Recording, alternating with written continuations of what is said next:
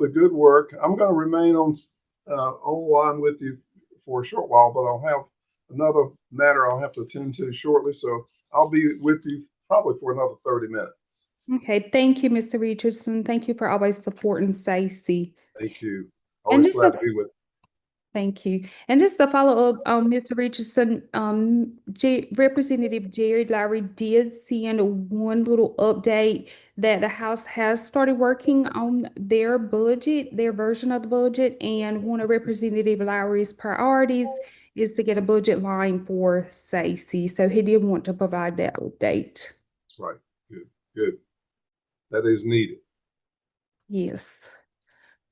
All right, next on our agenda, we are actually going to move up Miss Beth Cross. She is joining us today to provide an informational presentation on the advanced placement.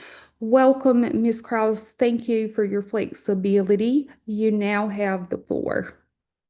Thank you so much for the invitation. I'm here on behalf of my senior director, Sneha Shah Coltrane. And I am honored to be a part of this meeting today to prepare or to provide information regarding advanced placement. I have a little bit of work with SAT and ACT, but mostly in our office, we work with advanced placement. So I wanted to just give you a quick what I know about SAT and ACT. Fewer students take the SAT because the ACT is supported by North Carolina.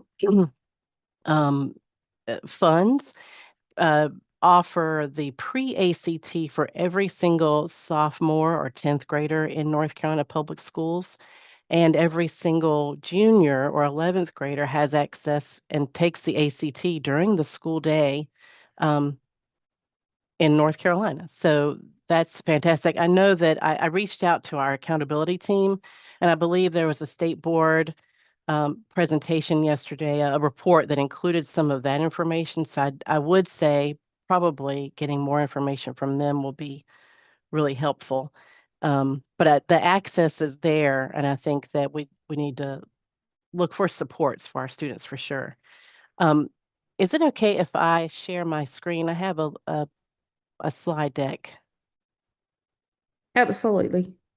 Let's see, I'm going to send a request to share.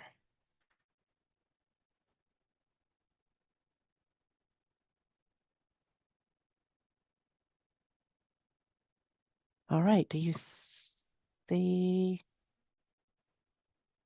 my screen? We do. Thank you. Okay, great. I'll be quick, but I did want to leave you with something. Thank you so much for letting me know you can see this. I'm again Beth Cross, Assistant Director in the Office of Advanced Learning and Gifted Education, and our office encompasses several different topics. So I definitely wanted to let you know that as well, in case we can partner for any of these on behalf of our American Indian students in our schools. We've got, I work with AIG programs, so our academically and intellectually gifted programs, talent development, anything from early kindergarten to career and college promise and AP and governor's school, the dual enrollment that we have, lots of opportunities for students to be involved in advanced learning opportunities.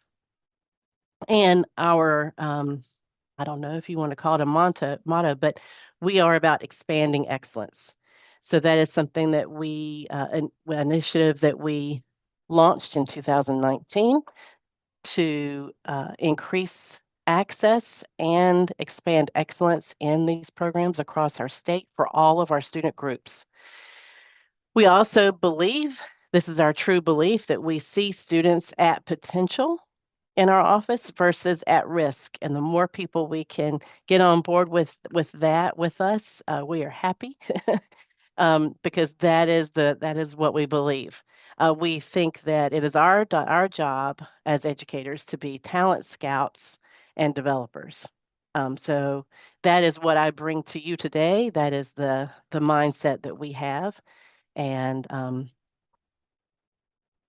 with all of our programs or topics that we cover, We also think about, when we think about expanding excellence, we know that there are lots of different barriers and obstacles for the work that we do. When we talk about gifted education, sometimes people have a very elitist mindset about what we do, and that is definitely opposite. That is not the case. And we know, though, that we can't change mindsets only. We have to think about changing the way people think about what we do, the work that we're doing, as well as maybe some policies, sometimes policies and legislation that Mr. Richards was talking about. Sometimes that moves mindsets and moves action a little bit faster. And we also know that there are practices that can help us move our initiative as well. So I'm going to talk about mindsets, policies, and practices.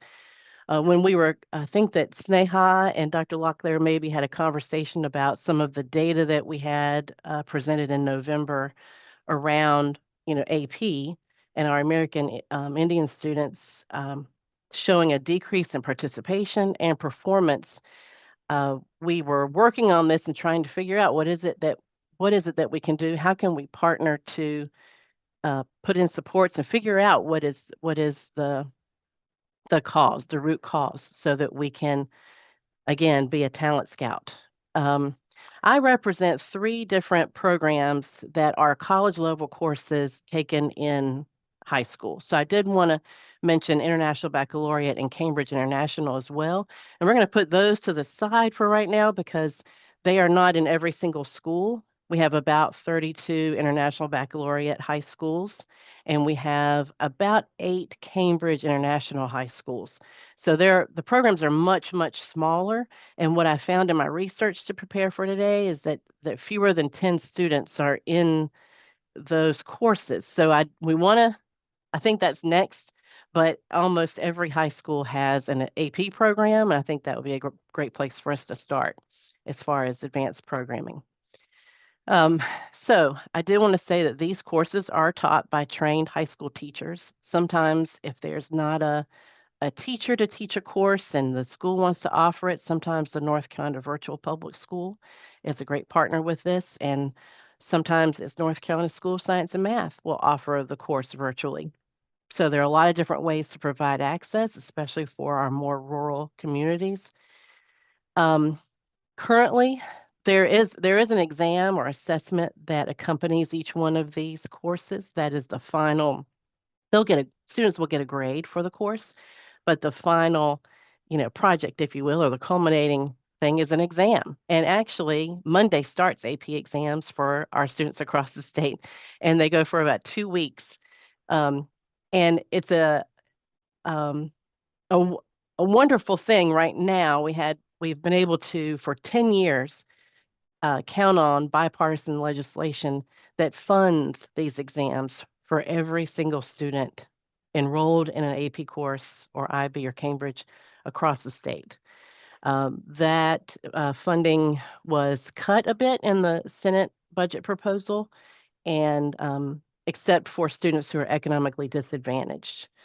So that is something currently that's in place, and we're just watching to see if that can be something that we continue across the state, because we've seen great results as far as performance and participation. It increases access because it removes that barrier of a $99 exam for a student and their family. So that is one thing I wanted you to know. And another thing that is really important to note is that these courses, taking these advanced courses, satisfy graduation requirements. And so, for example, a student can take an English language and composition class, and that course satisfies their third year of English requirement. And there is a state board policy that I've linked there as well. As far as advanced placement goes, there are 40 college level courses that they offer. They've got lots of curriculum and instruction guidance. Because of our time during the pandemic, when we had to pivot quite a bit and do a lot of virtual instruction, College Board spent that time really creating some great resources that we're still benefiting from today. Our students are benefiting from today because they have the benefit of having a teacher, hopefully in the classroom, as well as a lot of videos to help, reiterate something that they didn't understand. They've boosted a lot of the resources. This isn't your AP from, when in the 1900s when I was in school. I'll say that. I won't say anyone else. It's very different. Lots of instructional support and resources that really engage students. Most high schools offer an AP courses. I told you that. Students can choose the course that they're interested in, and that's really different than like an international baccalaureate program or a Cambridge program where they have this program of study and they have to take certain courses, or even like career and college promise where they have to take certain courses to complete a pathway. This is different because if you just wanted to take one course, you can do that. In that way, students can then really choose those courses that they're interested in, or something that might lead them to a career after school. These teachers do attend summer institutes, a lot of professional development, and are authorized by the College Board to teach the course. So it's really nice to have this college level course in the safety net of a high school where teachers know their students well and can provide the supports for them. When a student takes the test and scores a 3, 4, or 5, those are qualifying scores, they then earn credit for college. They're able to then place out of sometimes 1, 2, or 3, sometimes 8 hours of college, which is a money saver for our families for sure. A UNC system policy that was passed, I think it was in 2019, because they noticed that it was kind of inconsistent with some of the UNC system schools, passed a policy that if you score at least a 3, you are going to get some credit. So 3, 4, and 5, and which is amazing. It definitely opened more doors for getting more credit in college, then opening up access for our students. And then lastly, there's a lot of support for our teachers, for our schools, for our districts by me, but also our partnership team. We have a North Carolina AP partnership team. It's a team of 4 people who work kind of as a liaison between us and the College Board. They provide us with so much access to resources that College Board provides. They also are in the cuts with the Senate budget proposal, but they are very dedicated to partnering alongside districts and schools, looking at their data, trying to figure out how to help and offering support. Lots of professional development, lots of conversations about building AP programs and strengthening AP programs across the state for our students. They are very interested in this specific conversation because we notice, the information that I'm going to share with you about our American Indian students. So we have them at least until June 30th, depending on other conversations this next month or this month. We're in May with the House budget proposal happening. And they definitely want to partner still. So I appreciate them working on this with us. What we'll see here is that the last year's or May 2024 participation, we had a lot of test takers and we were up overall over last year. And you see that we have some gaps in our participation, but we do have some of our student groups really accelerating their growth. And that is what we've seen in the last couple of years, and I hope that it will continue. I worry a little bit with with cuts that it might not continue. So, but we do see that over all of our student groups, we're seeing growth, except for our American Indian students. So that's and I saw that in the report that was presented to the board yesterday as well. Then our performance is the same story. We have student groups that are accelerating their growth quite a bit, but our American Indian student performance, as far as scores of 3, 4, or 5, are decreasing. The number of exams and then the number of exams taken and then those with qualifying scores as well to get that college credit. So this is, why? Why is this happening? I will say that we know that there are some courses that are more popular than others, not just because they may be popular in content, but because they satisfy graduation requirements. Students see it as I should take this course and it will help me move towards graduation. The names of the courses that I have starred or asterisked are courses where I've seen enrollment of 40 plus American Indian students. And this is a duplicated count. So it could be that one student is taking English language and composition and the United States government and politics and environmental science. But I wanted you to see this, like what are the top courses taught? And then where are we finding our students? And then so there are some opportunities for maybe increasing enrollment. I presented this report last November, and I think this is what started our conversation, or your conversation with Sneha. And you'll see that this is the current enrollment, well, as of October 4th of last year. So of course it could have changed a bit. And we'll see that our American Indian students there are fewer than 10 across the state taking some of these courses. And then we have some courses where there's more enrollment or higher enrollment. So you'll see like the calculus AB has 31, AP pre-calculus, the environmental science, like I mentioned. We have, psychology is a very popular course for many students. It's just very interesting. And, but we have many that are fewer than 10. So something again that makes me have question and makes me pause about how we can increase access and participation. There are a lot of state policies related to grades 6 through 12 as far as advanced learning, and I just wanted to include those on a slide for you so that you see that there are some ways that maybe we can look at some of these policies to see if they will, be something that we can help accelerate our American Indian students. But I was thinking, would love to partner with this in this conversation because I think there's a lot to explore here for our students, for this specific student group. And I think we explore mindsets. We have maybe focus group or student conversations about why, asking because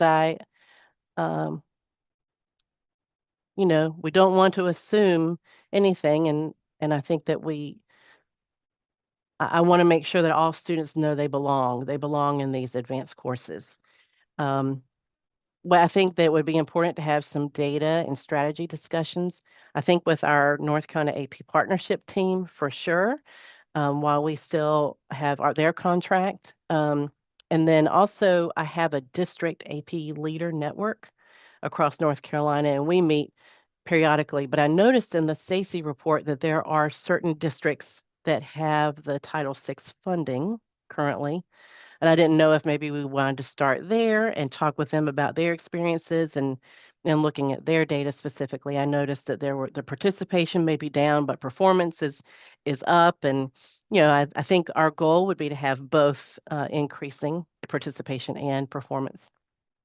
I think we talk with students about, I think there's a great conversation to be had about the policy Grad 008 that talks about which courses satisfy graduation requirements. I think we have evidence that is happening. There's also something that started, I believe it began this year, the career development plans, maybe through CTE. I think that's another opportunity to talk to students about their 4-year plan, what their courses look like in high school, and where that leads them post high school, and really tapping into what their interests are and their plans after school so that we can help support them and get them there. I think there are opportunities for certain courses like AP Pre-Calculus and AP Computer Science Principles and AP Seminar that provide students with some skills, even some kind of broader skills that they need to take even more AP courses. So those would be things that I would want to talk about as well. And that concludes my presentation. I've lost it now that I've started sharing, but I did put something in the chat. College Board has a lot of, here we go, resources for having this conversation. One is, what is the power of taking at least one AP course? And they also have this AP Student Recruitment Hub because they are committed to ensuring that access is open and that students are able to take full advantage of this opportunity to have rigorous instruction, something that's very deep and complex as far as developing their thinking and their skills for whatever they want to do after school, in a career, a lifelong career. So I'm going to stop sharing now. And I'd love to take any questions. Thank you, Ms. Cross. Are there any questions for Ms. Cross?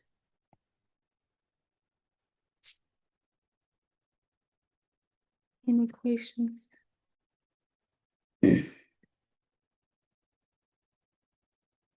Cross, I do have one question. You did say that you guys were using the approach of asking before proceeding. And so I was just wondering what groups you guys have reached out to. Are you guys doing surveys? What is your collection? Are you taking qualitative data, quantitative to kind of inform your next steps? Well, we haven't done that yet. We know that that's a practice that districts have used with their students. And I'm proposing that it would be a great way for us to partner together, maybe with the districts that are listed in the report, to ask our students directly about the courses that they're enrolled in and if they are or not. I mean, it's worked with other student groups.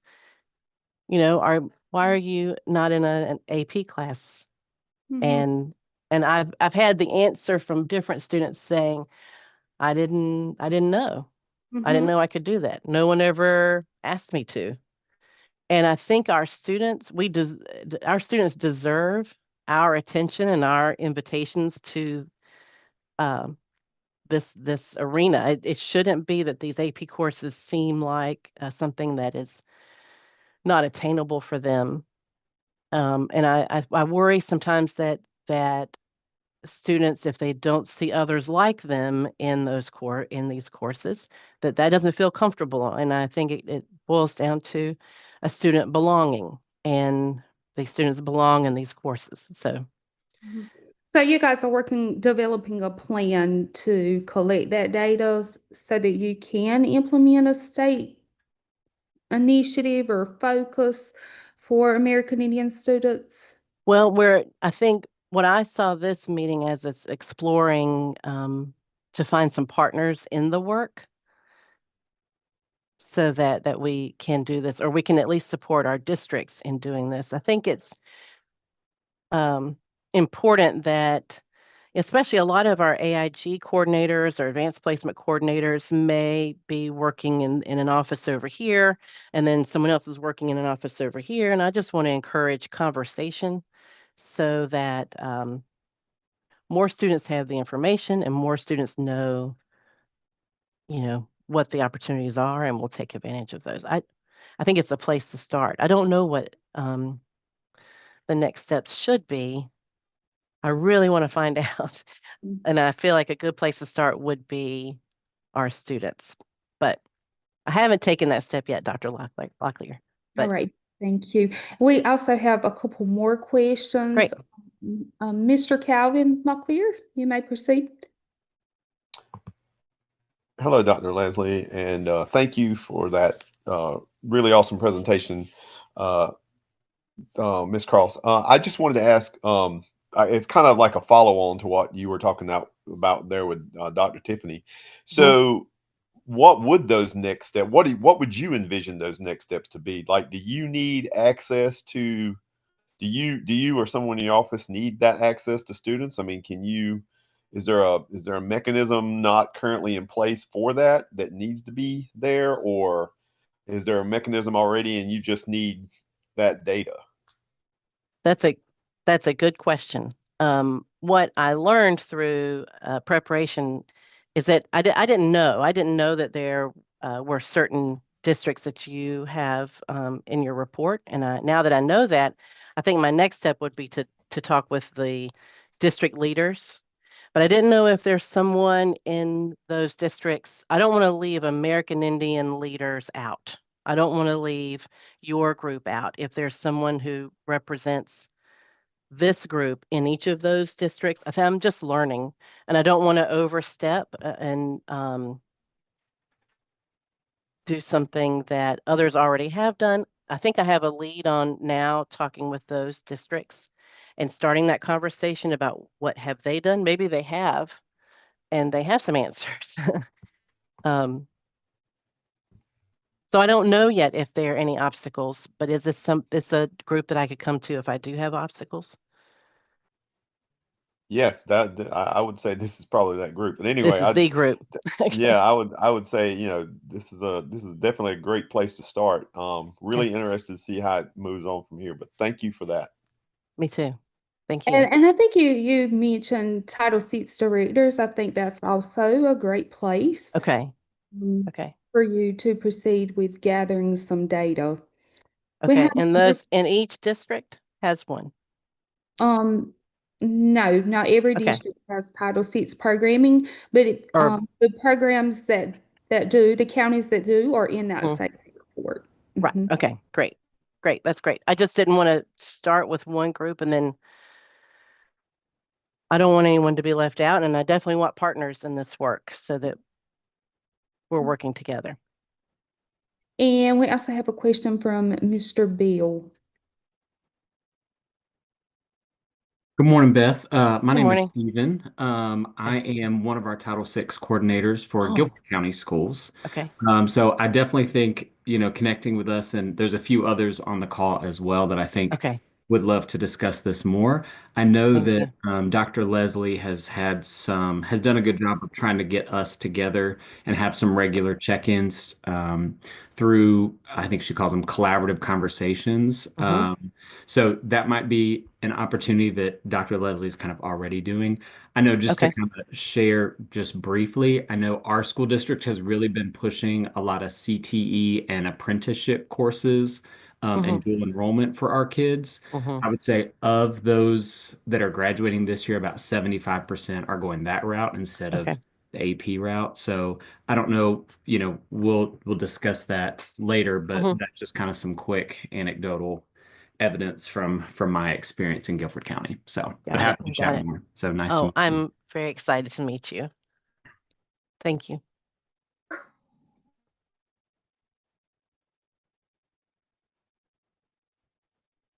Are there any other questions for Ms. Cross?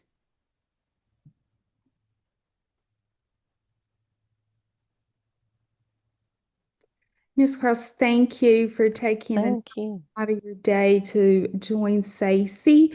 Thank you also for your flexibility. Sure. She has put her email in the chat, so that we have that. Thank you, Ms. Beth. Yes. for joining Yes. SACE. Thank you. Please reach out. I'd love to partner in this work. Yeah, I'm very passionate. So thank you so much for your Thank time. you. Have a great day. You too. Thank you. All right, next on our agenda, let me get it.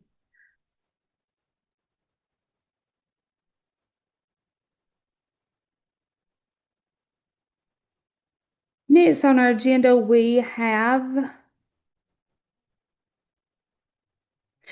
Miss Norris with us, the Director of Education. She's providing a presentation on the natural and cultural resources. Welcome, Miss Norris. Thank you for joining SACE. Hey, how are y'all? Thanks for having me back again. I'm glad to be here with y'all and just give you some updates since the last time I saw you. First of all, did Dr. Leslie have that baby? Okay, I need to see some pictures, y'all. I've not seen a picture yet, so somebody's gonna have to send me a little something. I'm gonna share, can I, it says somebody else is sharing. Can I share my screen, Dr. Locklear? Okay, let's see.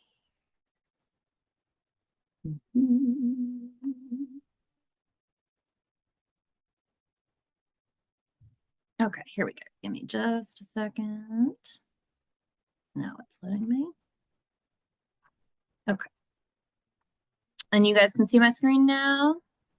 Good. Okay. So again, I can't remember if it was your last meeting or the meeting before that. Like, time is constantly bending on itself. But as a reminder, I am Christy Norris. I'm the Director of Education for the North Carolina Department of Natural and Cultural Resources, which is a very big mouthful. But we basically like to say that we take care of some of the things that we love about North Carolina. And so I'm here with y'all today. Dr. Leslie had asked me just to come and provide an update. I can give you a quick reminder about who the department is and the different ways that we are here to serve your schools and your communities around the state. And then also, I just wanted to provide a really quick update on the North Carolina American Indian Heritage Commission's K-12 resource creation on North Carolina's indigenous communities that we are working on. And I'm happy to answer any questions that y'all have as well.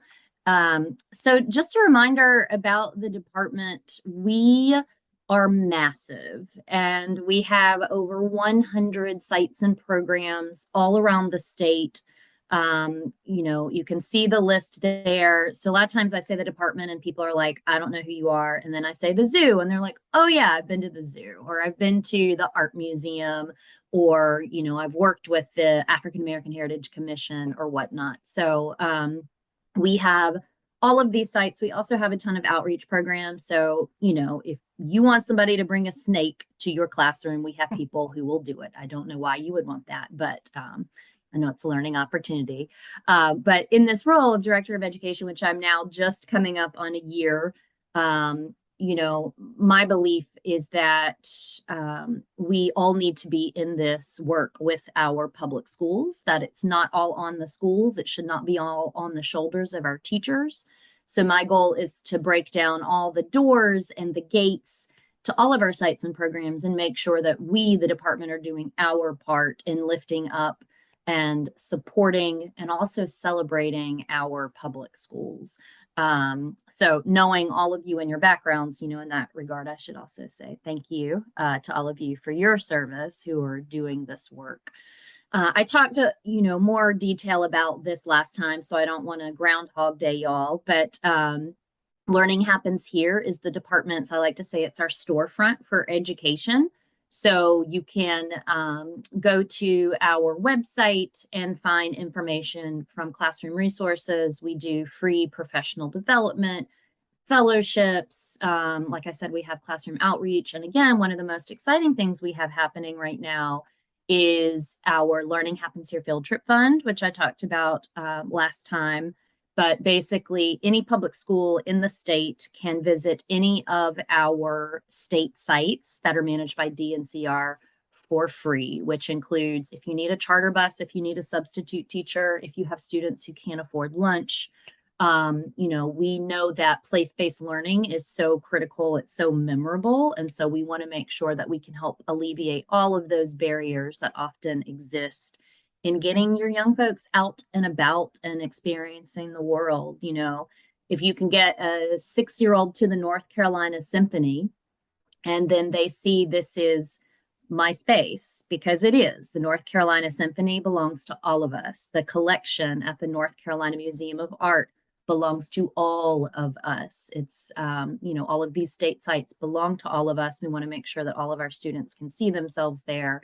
And understand that these spaces and places are for them. And so please, if you are coming from a school district who has not applied yet, my goal is to make sure that every single county, all 100 in North Carolina, have had a trip funded by the end of this money. And so that's a little bit about us. Just a quick update on the curriculum project that we are working on. As a reminder, this project is called Native North Carolina, Exploring the Past, Present, and Future of North Carolina Tribal Communities. And the idea here is that, you know, and I even remember this as an 8th grade North Carolina history teacher myself, that the past and present of Indigenous communities is so powerful. There is so much that our students, all students, can gain from learning about North Carolina's tribal communities, but often, and I know I'm preaching to the choir here, our teachers just aren't finding the high quality resources and the comprehensive resources and the professional development that they need to be inclusive in how they teach about Indigenous people, and, you know, to make sure that they're doing it in really responsible and really culturally responsible ways. And so one of the department's programs is the North Carolina American Indian Heritage Commission, which currently has representation commissioners from all of the state tribes. Right now, our Cherokee seat, which is federally recognized, is empty. And the 4 urban Indian organizations. And those folks are all appointed by their tribal governments. They are amazing. And as they have been doing strategic planning around the state, one of the things that had already started to come up last year was the need for high quality curriculum materials. And so this project is really based in the American Indian Heritage Commission in trying to fill that void, in trying to make sure that we have an up-to-date, high quality, culturally responsive, standards aligned curriculum for our teachers that specifically centers our local state tribal communities. You know, it's always perplexing to me when, you know, 3rd grade students are learning about Indigenous people way out west. Yes, that's important to still visualize, but we have such such rich, incredible cultures right here in the state in our own backyards that students need to learn about. So basically, this project is in collaboration with a group of 6 amazing currently practicing K-12 teachers, all of whom have tribal affiliation. We, you know, again, Dr. Leslie is working with us as well, and we'll keep you all updated and want your advisement and advice throughout this. And we also, I don't know if I can announce, I don't know if I'm allowed to announce who it is yet. I think it gets announced next week, but we're also going to have a Keenan Fellow from the Keenan Program for Teacher Leadership, somebody from Robeson County, that's all I can say, who will also work with us on this curriculum and, you know, getting it polished this summer. And so we are going to start, you know, you can't eat the whole pie. You have to take bite by bite. So we are starting with trying to just make sure we have at least 1 or 2 lesson plans for each of the tribes that particularly are grounded in current events or more recent history. The idea being that we really want students to understand, you know, that all of these cultures and people are still here, and very, you know, the resurgence and that's taken place, that students understand that, you know, this is not about people who are long ago and far away. And so basically we want to try to situate as much as we can in the present and then use that as a window to go back and learn about some of the past history and events and things like that. And so just as a reminder, these are the goals that we're kind of centering in this work, that will, you know, as I just said, current events, recent history, and particularly trying to find those stories that recognize the extraordinary diversity of Native folks here in North Carolina, again, not halfway across the United States, as well as their extraordinary agency. And that's a quote from The Amazing Book by Ned Blackhawk. And then the other part of this that we want to do is making sure that we center Indigenous sources, books and scholarship by Indigenous scholars, working with tribal governments in the state, working with you all, also with folks in the classroom who have that on the ground experience with the realities of the classroom and what students need, both native and non-native students, what they need in this curriculum. And then again, I think to make sure that we really account for in these materials, those ideas of struggle and survival and resistance and resurgence that have framed America's Indigenous past and present. So I'll just give you a few quick examples of what this looks like, and then I'm happy to answer any questions or especially take any ideas. But a few lesson plans that are currently drafted that are getting ready to go to our teacher committee for review. I have not sent them yet because I'm very particular about making sure our teachers get paid. And so I'm just waiting on the paperwork to make sure that they're in the queue to get paid before they do any work. But North Carolina's Lumbee Fight for Justice. So this would be an example of one of the lesson plans to talk about the Lumbee, the Battle of Hayes Pond, which is 1958 history, where this is a lesson plan that teaches students about, this is probably one of my most favorite North Carolina pieces of history, but about the Lumbee who protested, or not even protested, but shut down the KKK rally near Maxton, North Carolina. And so students basically use this to explore the realities of Jim Crow and segregation is experienced by the Lumbee, but in a way that they are really just taking heart to the Lumbee's truly heroic resistance that took place. I love this quote, they didn't bow down and they didn't back up. And so this is all based in primary sources, oral histories, and then it ends with them designing an active citizenship award that would be presented to Lumbee today for that. And this is actually some work. I was formerly the director of Carolina K-12 at UNC Chapel Hill, and this in particular was some work that I started over there. Another example, I'll give you two more examples, Hallowasaponi and Magazine Spring. Historic Halifax, we have A250 happening next year, and Historic Halifax is so known and celebrated for the signing of the Halifax Resolves, when in actuality, there's also equally incredible stories there based on the Hallowasaponi and Magazine Spring, which is sacred to the tribe. And so in this lesson plan, students learn about that. And then it's interesting, if you've been to Magazine Spring, it's, kind of this beautiful space tucked back in the woods, but it's kind of hidden. And so the project here is that students design a wayside to go there to educate others about the Hallowasaponi. And so much of this is, trying to have those projects where they learn and then do something to celebrate the culture that they've learned about. Another example is just, in talking about the Eastern Band of the Cherokee, learning about their really incredible efforts to revitalize the Cherokee language. And students will learn about the importance of language, of native language to culture.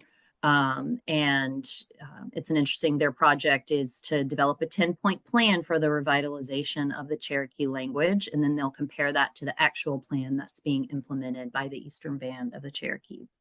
So those are just a few examples.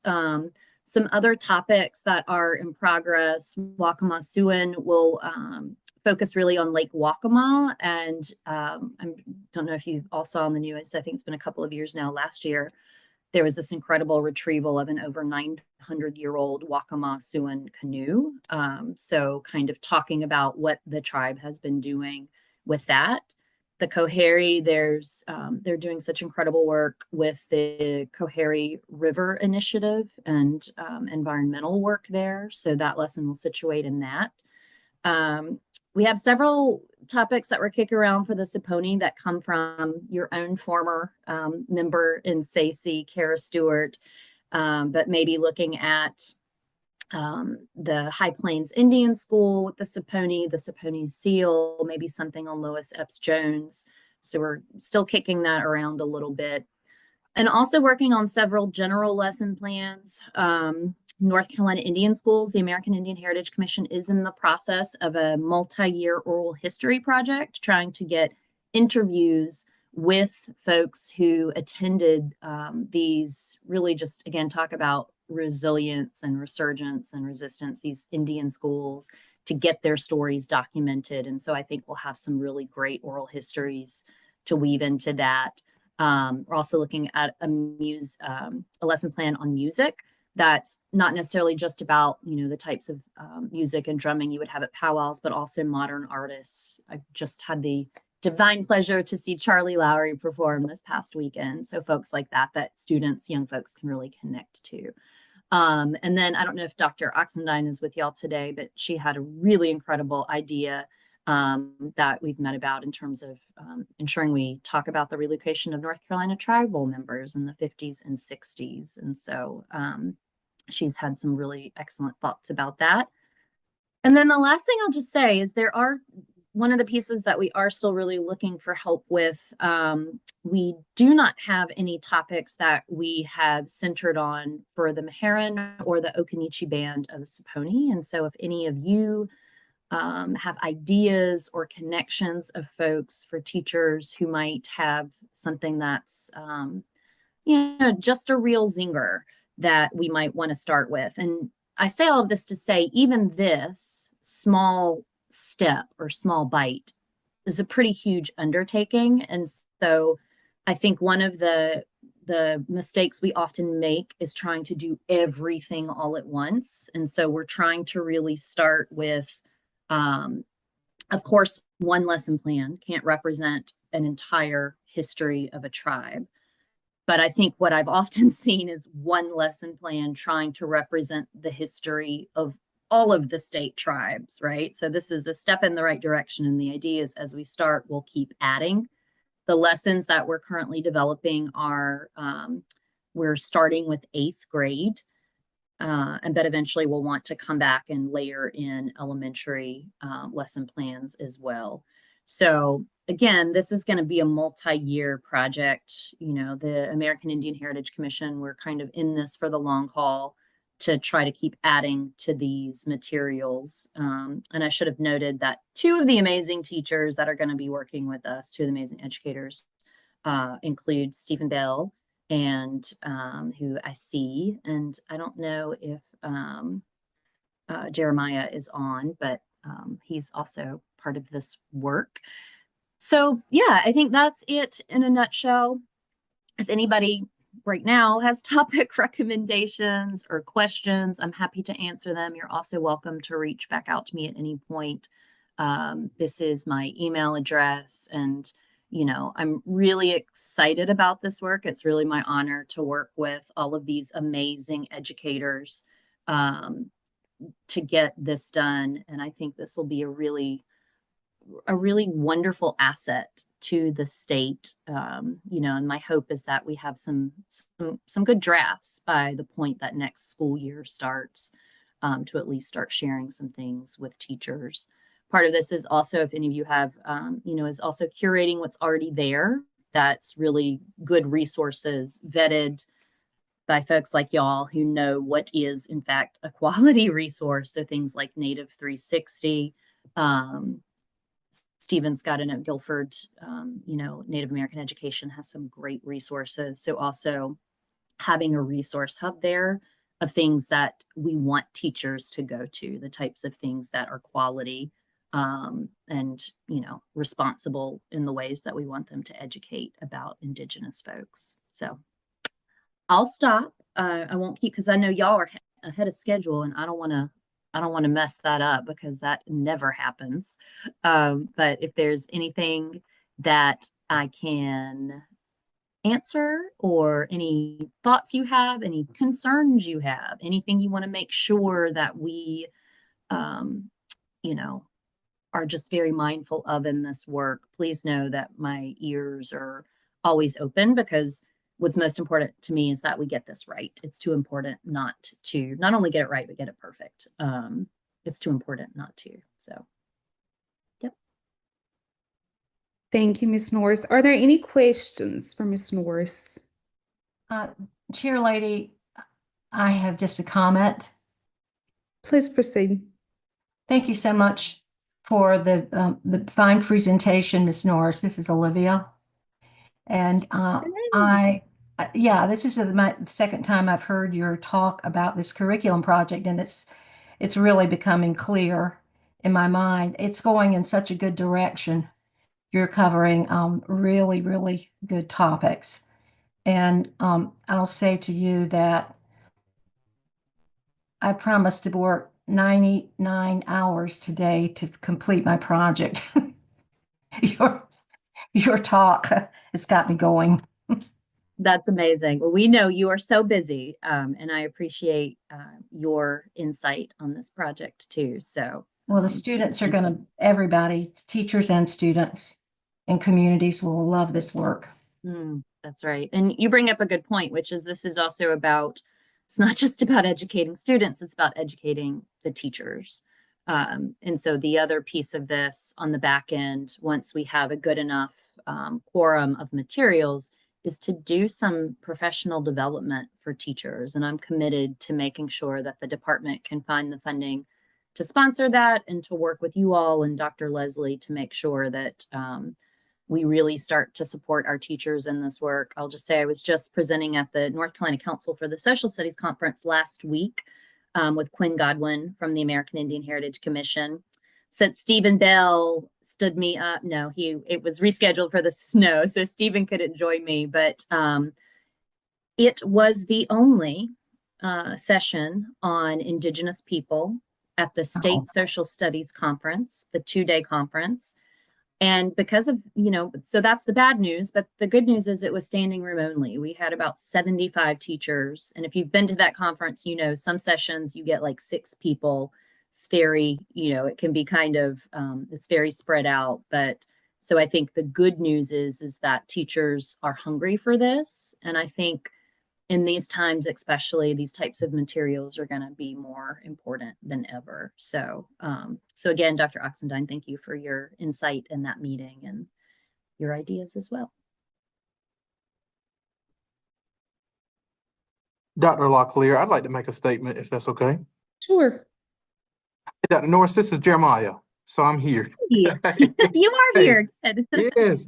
I just wanted to say, I really appreciate the resources, simply because from an educator standpoint, it means a lot more when you have practical boots on the ground involvement versus just a theoretical framework that's been pushed out. But when you have people in the field who are leading the field that are in those classrooms and having to take these resources and align them to unpacking documents and make sure standards are addressed and things of that nature, it really makes a difference when boots on the ground practical frameworks exist and that those resources are embedded throughout that versus just, I hate to say this, but here's a theory and let's see if this works and how do you apply it?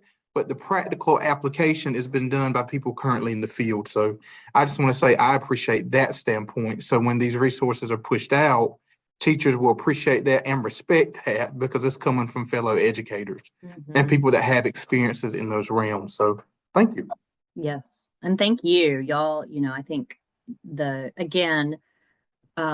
it's impossible to understand what it is like inside our K-12 schools unless you've been there. And Jeremiah's feeling it every day and Stephen is feeling it every day. And, I know Dr. Oxendine has been there. And so I think you're absolutely right. We all know when something's been developed by someone who has no concept of what the realities are like. So I appreciate that. And I hope that this is something that every teacher in the state can find a way to use and make sure that we visibilize this incredible population that we have all across North Carolina.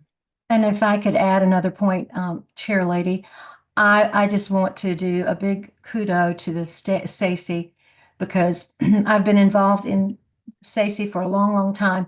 I don't know each person individually. I know some of you very well, but I just sense that this is we've got such a talented SACE, and I would put it against anyone that we've had several, but this there's just a wide breadth and depth of expertise and knowledge and good connections to their communities. So it's, things seem to be in the right place. And thank you for saying that. And let me be clear that this work doesn't happen without the incredible work that you all have done and are doing. And, you've done this work already. There's this amazing guide from, I think it's about 12 years ago that this body created. And we're going to, part of this will also be looking back at that and revising it. We don't always have to recreate the wheel, right? And so that work, that foundation just needs dusted off and updated. And so we're looking at that too, to make sure that that past work is also not lost. So yeah, this does not happen or exist without you all. This is Dorothy Yates. If I could make a comment. You made the reference that the Social Studies Conference only had one session on North Carolina Indians. How can we improve that? What is your connection from the North Carolina American Indian Heritage Commission that you could make some connection with them in the planning of their future conferences so that we could improve that? That is such an excellent question, and thank you for asking it. We work with them. I know a lot of those folks, and I will say they are all teachers, and so I don't want to sound like I'm disparaging them, but I think we can definitely work with them. I'm certainly going to send some feedback back myself to make sure that, because I think there were probably 100 sessions maybe, to make sure that we have more than just one. And I know I'd also talked to Dr. Leslie about it, and then she had to go and have that baby. And so, even having you all do a session, I know she was really interested in that. I think this is low-hanging fruit that we can definitely fix and improve for next time. DNCR, usually the department has just started a seat on that board that will be involved in planning next year's conference. So I think there's a lot that we can do to make sure that improves for next year, including Professor Stephen Bell, and making sure that he's not off doing something else very important at the same date it takes place. But thank you for that question. I think absolutely they need to do better, and I'm 100% gonna follow up and make sure that happens. And if any of y'all want to do sessions, I think that would be great too. Yeah, great idea. As the chairperson of the education committee for the commission, I'm going to put this on our agenda so that we too could encourage them at their conference to include more sessions on our North Carolina American Indian tribes. I love that. And the other thing that you say makes me think about, and I didn't put this, I should have showed this to you all, but hot off the presses, well, you probably know this, but the American Indian Heritage Commission just finished a beautiful traveling exhibit where each tribe, it's a very large panel of information about each tribe.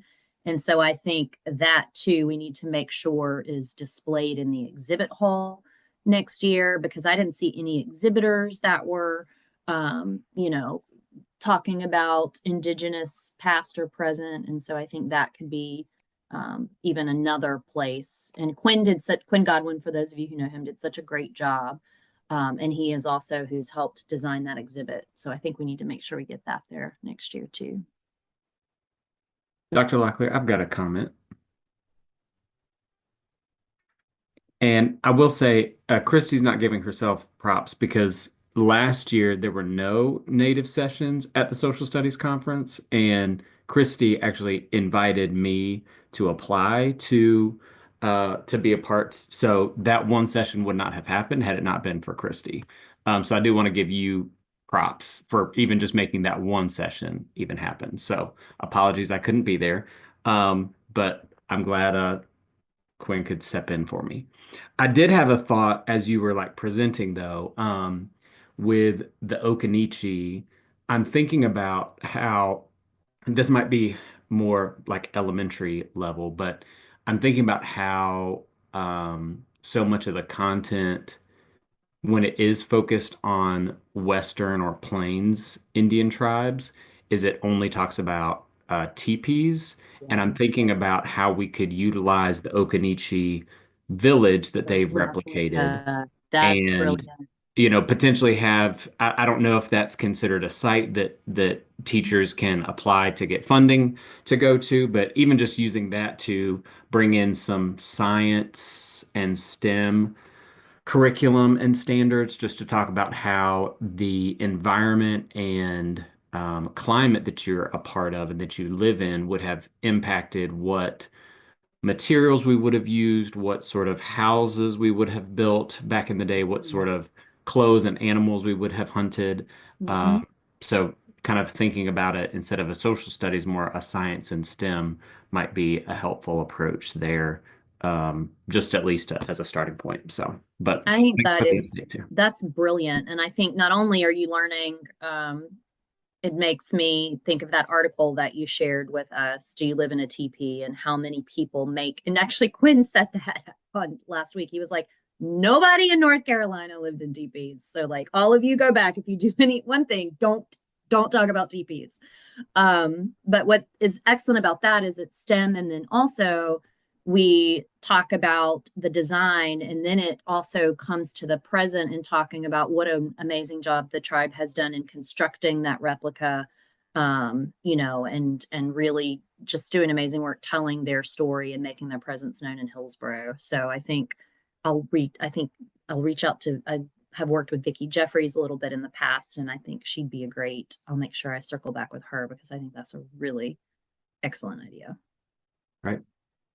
Love And it. Dr. Locklear, I have one last quick statement, if that's okay. It'll be 1 minute. Absolutely. As Dr. Norris, you and Stephen were speaking, I just had a thought as well. I know that like the social study standards are very like explicitly written and have specific verbiage, but like even when we look at our ELA classrooms, those ELA standards and strands are very, very open-ended. Meaning as long as the skill is replicated, the texts that are used and the resources that you embed in those lessons can be very, very flexible.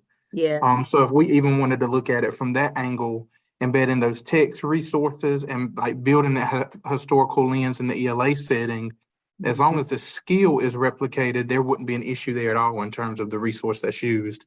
So that's another angle to take it from versus it like being a social studies classroom. I love it.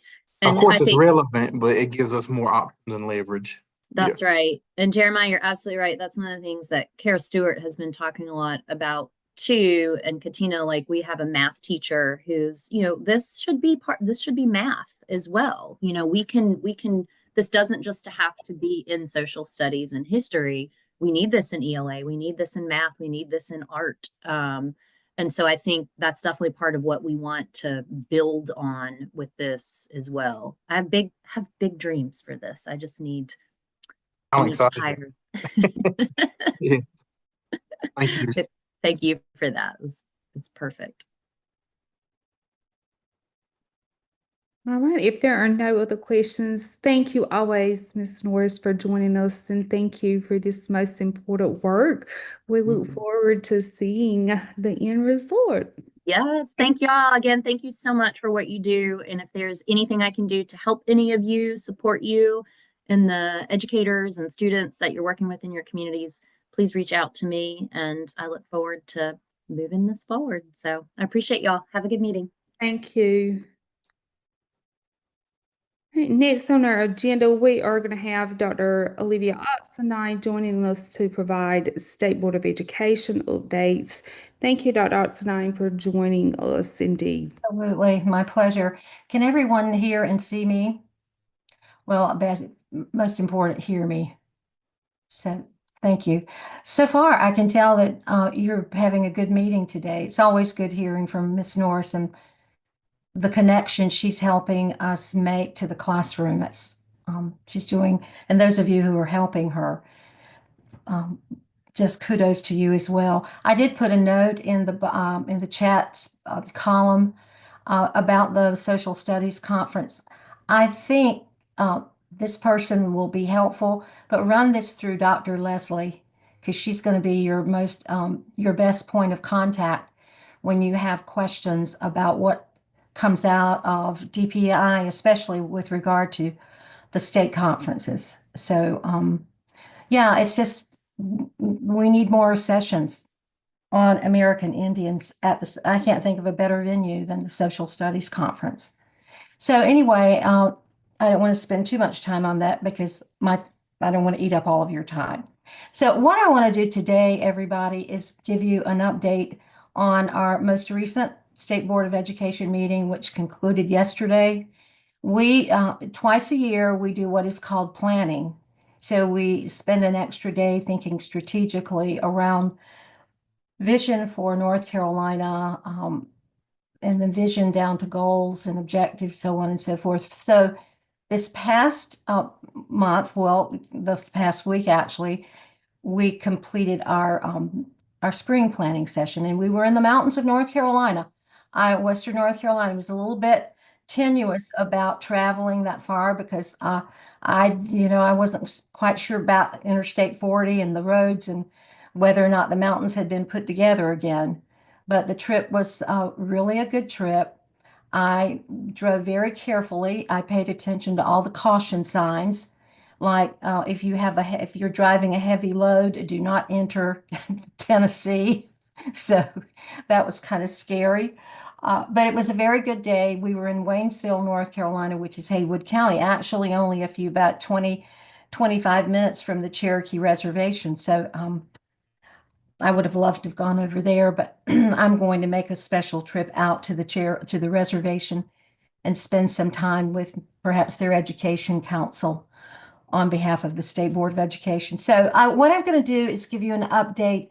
This was one of the presentations that we had at State Board this past week, and it's more of a legislative update. So we do have a director of legislative affairs who works for the department as well as the State Board of Education. So this was his presentation, and I'm drawing from his presentation.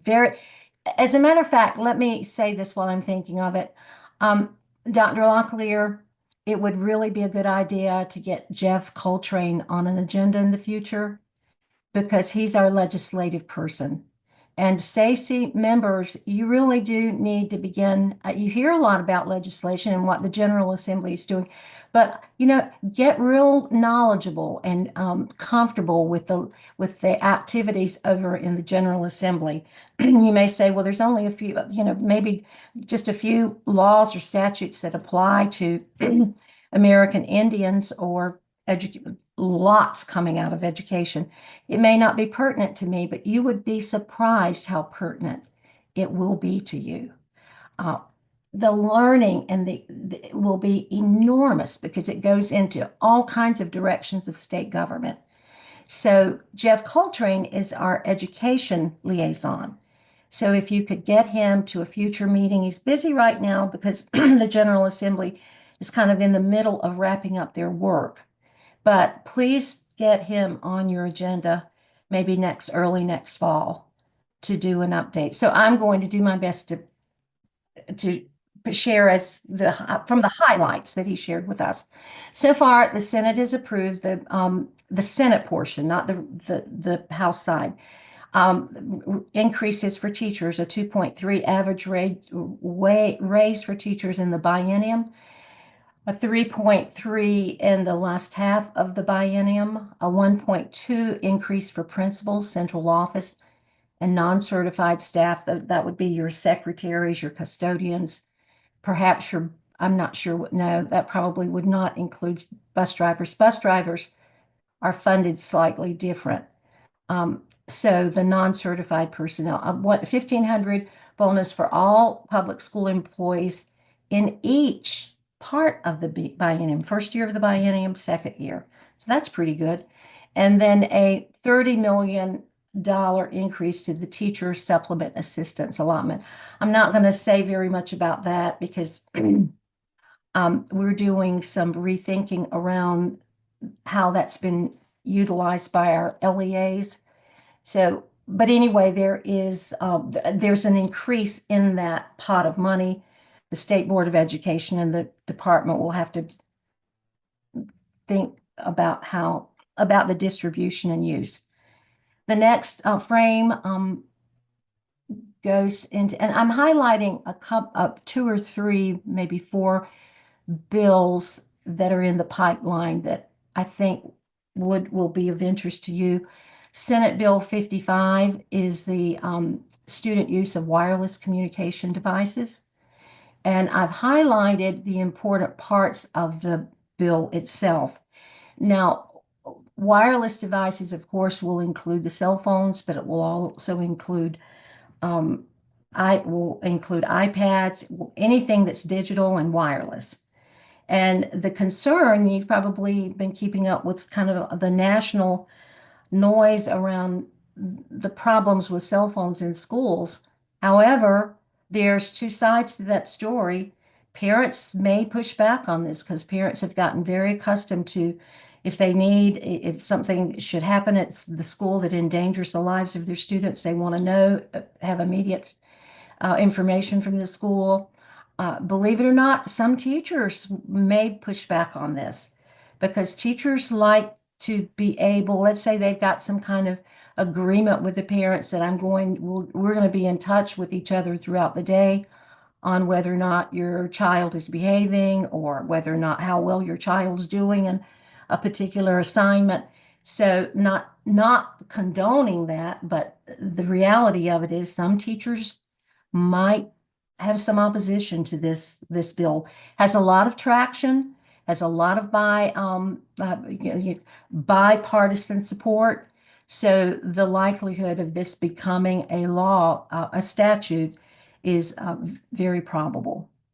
And it does also as you note, authorizes the confiscation of wireless device and disciplinary measures for violations of of written policy. It requires the local school district to establish policies and guidelines, and it requires the Department of Public Instruction to provide DPI. Well, this is from the system, the districts provide DPI with a copy of the policy anytime it is changed. So there's some heavy duty lifting that must occur from the district, and requires DPI to report the number of public school units in compliance with the act and the names of those not in compliance to the North Carolina General Assembly, the particular committee that's sponsoring, the committee to which this will be assigned, by October 1 of each year. And you see it has a quick effective date. If it becomes statute, then it will go into the law, will become effective next school year. Any questions about that? It's a good one. Okay, the next item is, listen, I don't know that this has any traction.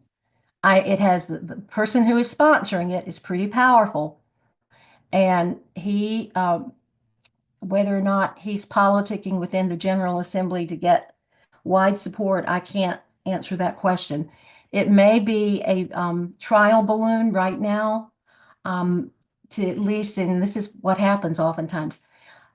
A bill is put out there just for the sake of conversation. So let's say over a period of a year or two, the legislators think about it, they talk about it. Whoever's the champion of the particular bill will do his or her politics within the General Assembly. Maybe the next biennium, it has traction. So what this is doing, this particular legislator just is opposed to all testing for teacher licensure. Any state board of education required test to get a license, like elementary math, elementary reading, secondary education math, on and on and on. This law, this bill, should it become statute, would eliminate the State Board of Education licensure exams. Like I say, I don't know about that one this year. The next item, the next frame, please. This is, I've given you, I don't, you know, this link may or may not work, but all you need to do on your own at some point is type in the name of the bill. Does it work? Yes, it does. Okay. So here is the summary of the bill.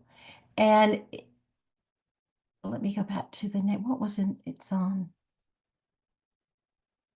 Oh, this really gets into removing indecent material and content. I'm going to give you the thumbnail on it. It's the it's probably will require oversight definitely at the district office. But it is to remove harmful, inappropriate, indecent materials from not just one of the pieces that I find interesting is it's removing the word library materials and it's broadening that to encompass all materials, media in general. So, and you know, the title of the bill says it all. So I'm not going to go into the particulars. I would encourage you to read it, go through it. And this is just the summary of it. The bill itself is a little bit more extensive than this. And you've heard about it. If you're a parent, if you just a member of SACE or member of the community, or you're an educator, there is a major outcry in terms of putting material in the hands of kindergarten students, upper elementary age students, middle grade students that does not have any education merit, does not educate the child according to what is expected in the standard course of study. The pushback is enormous when that happens in our school districts around the state.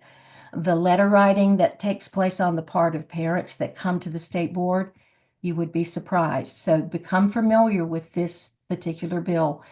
It may go through some modifications after it goes through conference. When it hits the conference level, that means the Senate, the members of the Education Committee from the House and members of the Education Committee from the Senate side form a conference committee. And in the conference committee is where things are revised, added, removed, polished, taken out, whatever. It's the cleanup time. But most likely this will become law, so become familiar with it. The next frame, please.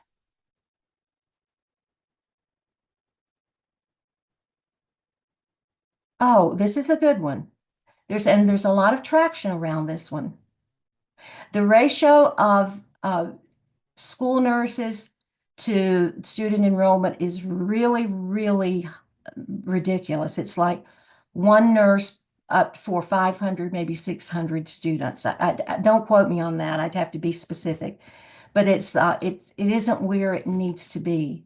So this particular bill, in a nutshell, would make it possible for a registered nurse. In other words, the school nurse would not have to have a 4-year BSN in order to be a school nurse.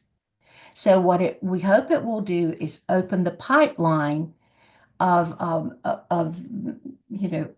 potential individuals who are RNs and have an interest to work in a school setting. This bill will make that possible. So will it impact that ratio? We'd love to say that it would rather immediately, but we can't say that now. It's going to take a lot more funding and a lot more advocacy from individuals in our school districts who work in the area of student support services. And also in this particular case, advocacy from our state level nursing association, a lot of advocacy to really impact the ratio and get it down to something that's more reasonable. But if we could get in North Carolina a school nurse, and I think it also goes into some detail about even removing the term in the current policy or statute, removing the term school, in front of school nurse. But if we could get a school nurse in each one of our schools in North Carolina, That would be monumental. Monument. I worked in the state of South Carolina many years ago, and South Carolina made that possible. I'm talking 40 years ago. A school nurse in every school. So this is movement forward. I'm very pleased to see action around this particular bill. And then the last one is some additional activity that's taking place. Increase in school health personnel allotment from the State Board of Education request. We have requested 65 million, and I'm rounding that out to probably the nearest 10,000. So this is not exact, but it's close. So the state board has requested 65 million, in the governor's budget, 33 million, and the Senate is not doing as well as we are, 14 million. So this isn't final. This is just some discussion and legislation and talk around these budget numbers. To expand Dibbles reading diagnostic to grade 4 and 5. Dibbles is down in the lower grades. Is it K3 or 1-3? I'm not sure. Is it K3? Dibbles? Anyway, Ma'am, it's K3. is it K3? And is that Jeremiah? Jeremiah? Yes, ma'am. Jeremiah, break down Dibbles. Can you? I don't Well, I mean to can put you on the try. spot. This is my first year in elementary, but Dibbles essentially is like a phonics and phonemic awareness assessment. So before students start taking the end of grade assessments, where it measures their performance in each subject, teachers are evaluated on how well they're actually developing the phonics skills of their students. And Dibbles is like the program and assessment used where they identify, like, can students identify nonsense words, sight words, and things of that nature. Okay. Yeah. So that's the basic lingo of Dibbles. Well, you did a great job. I didn't mean to put you on the spot, but you passed the test with flying colors. Thank you. And Dibble isn't it an acronym for something?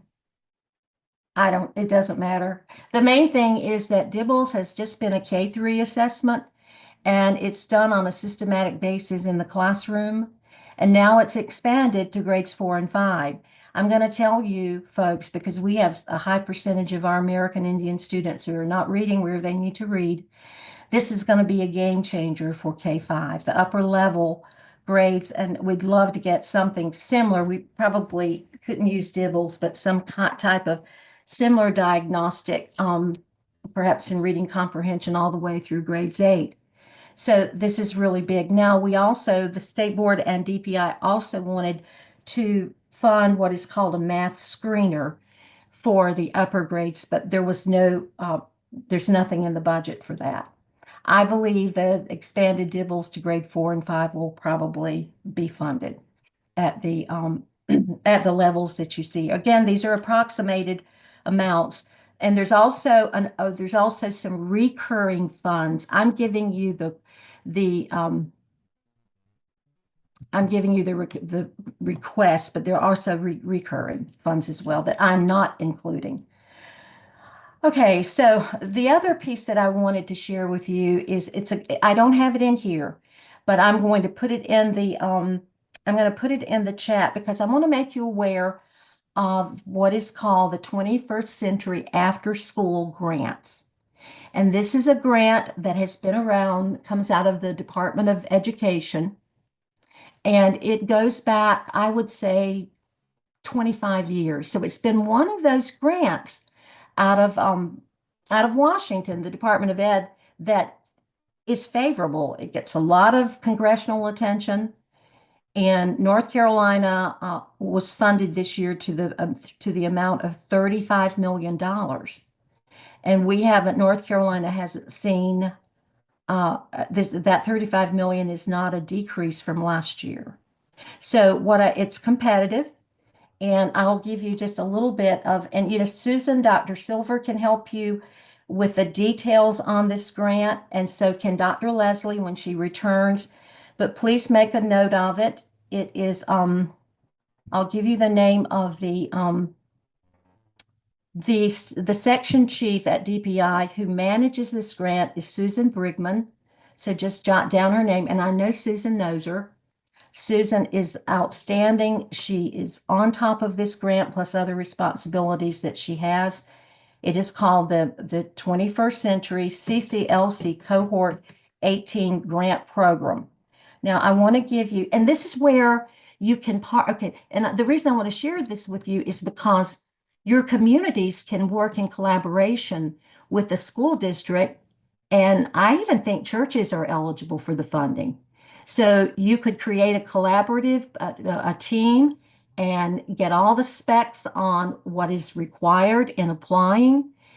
Even though we're getting ready, State Board of Education yesterday funded our current grants applicants for next year, but you could get busy next year and pull together a collaborative team and go after this pot of money. Because, and I was very clear yesterday in my question to the presenter of we had a presentation yesterday, and during the presentation, the State Board of Education just approved the recipients of the money for next year. And during the person's presentation, she's on the staff of Susan Brigman. I'm sorry, I can't think of her name. She did a fabulous job. The question that I posed, because everybody's wondering, okay, what's going to happen to our money if, you know, that we're getting out of DC?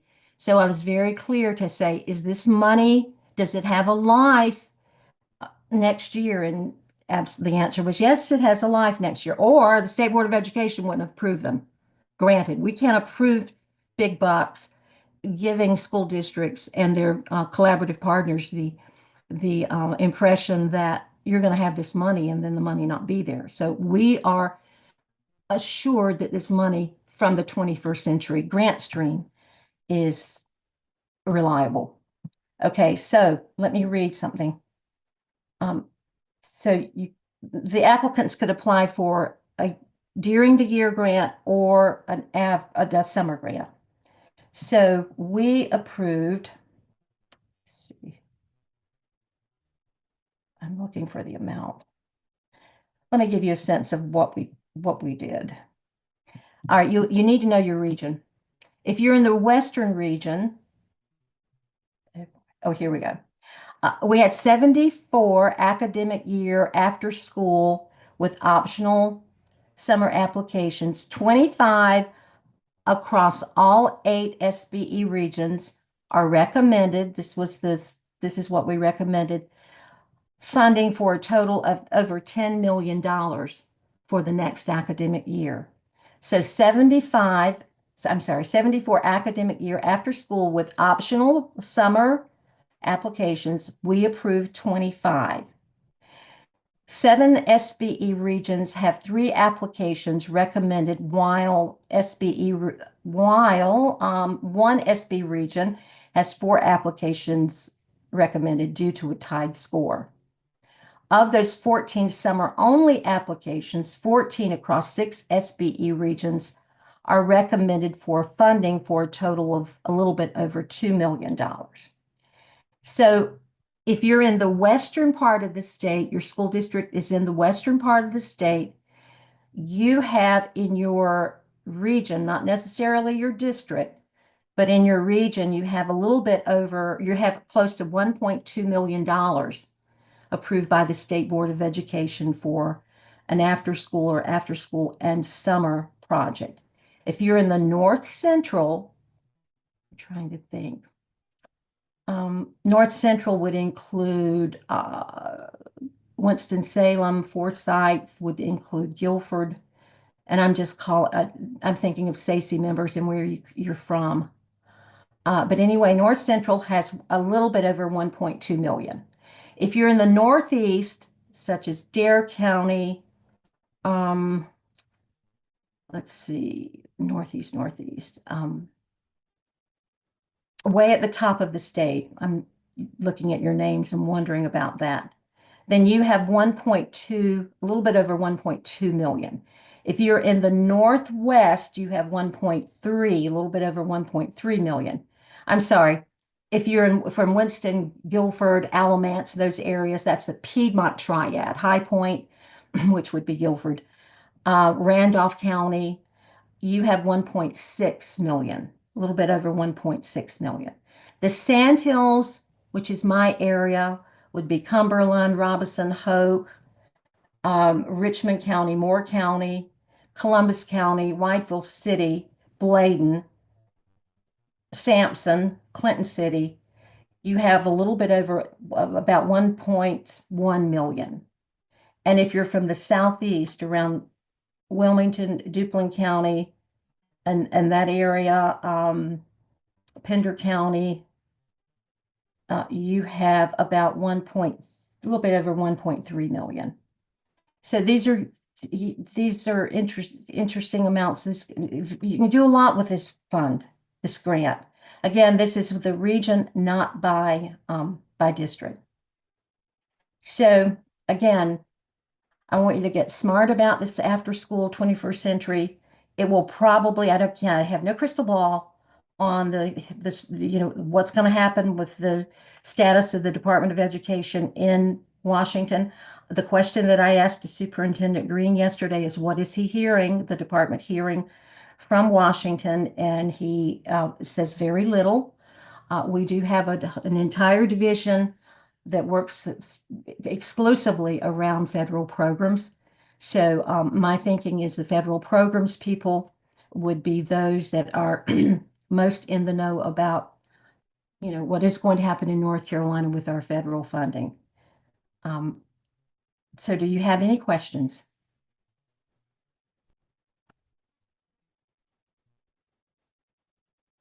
None? I don't see any raised hands at this time, not answer nine. My only question would be, was the SACE report approved? Oh, most important. Most important update, indeed. I am so sorry. That should have been number one on that should have been the first and largest bullet. The State Board of Education did approve your annual report yesterday. It came under Student Learning and Achievement and committee. It came out of that committee, and it had full endorsement of the approval of the state board members. So whatever you need to do now with that report by way of dispensing it, distributing it to others, your stakeholders, you now have the ability to do that. Thank you, Dr. Opsonine. Thank you so much. And thank you to everyone on the committee for working so hard and being dedicated to that SACE report. So I will find the final draft and share out to everyone. Dr. Locklear, if I could, Yes. I see a question that in the chat that I really need to respond to. Oh, So okay, how I'm do we sorry. propose? This is from Calvin. And this is a very good question, Calvin, and it's the one I always that's uppermost in my mind. So how do they propose to qualify teachers? That's a very good question. I have no idea. I can't even begin to imagine, other than looking at teachers who have completed individuals who've completed a 4-year program in, school-related content areas such as math, science, English, someone in foreign language. And if this should come to pass, I would say that to determine whether a teacher has quality as a teacher effectiveness, we'll probably look to principals and local school superintendents to make that determination based on end of grade, end of course test, and maybe other measures of teacher effectiveness that's used at this district level. It will, I'm probably 50%, even more than that, comfortable in saying quality will be determined at the local level by principals and superintendents. But there's a low probability that this bill will pass. I'm not saying that it won't someday, but I don't think it will pass this year. A good question. I think Miss Dorothy Yates also has a question. All right, Miss Yates, I'm sorry, I didn't see your name. I was wondering if the State Board of Education approved our incoming SACE members for their terms that begin in July? Yes. I think that was maybe at another meeting. Yes, I think that they approved those, Miss Dorothy, in the April meeting when we presented the Stacy report. Those were approved. They were given to Dr. Leslie. They're never sent to me. I don't know if those folks have been notified yet about their appointment, but they were approved. Great, thank you. Mhm. Thank you so much for your participation and your membership and the service you give to SACE and to the State Board of Education, to the department, and to your communities, but most of all to our students. Absolutely. Thank you, Dr. Austin. I thank you for joining us and providing those updates.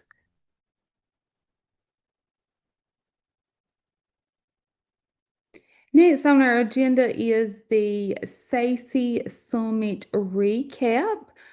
Joining us are our very own Miss Candice Rebels and Mr. Stephen Bill to provide that update.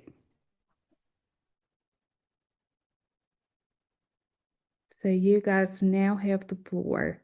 You guys, I think you guys put things in that presentation link, correct? So if we Yes. could, Are you able to pull that up, or do you want one of us to share? yes, we can pull it up because I Okay. think the other presentation's in there as well. Okay. Thank you. Yes, I think I see that. Okay, so I'll just get started. The SACE Summit, the biannual summit was held on February 17th, 2025 at Campbell University. We had a total of 103 registrants and 71 did attend. For the recap, you can go to the next slide.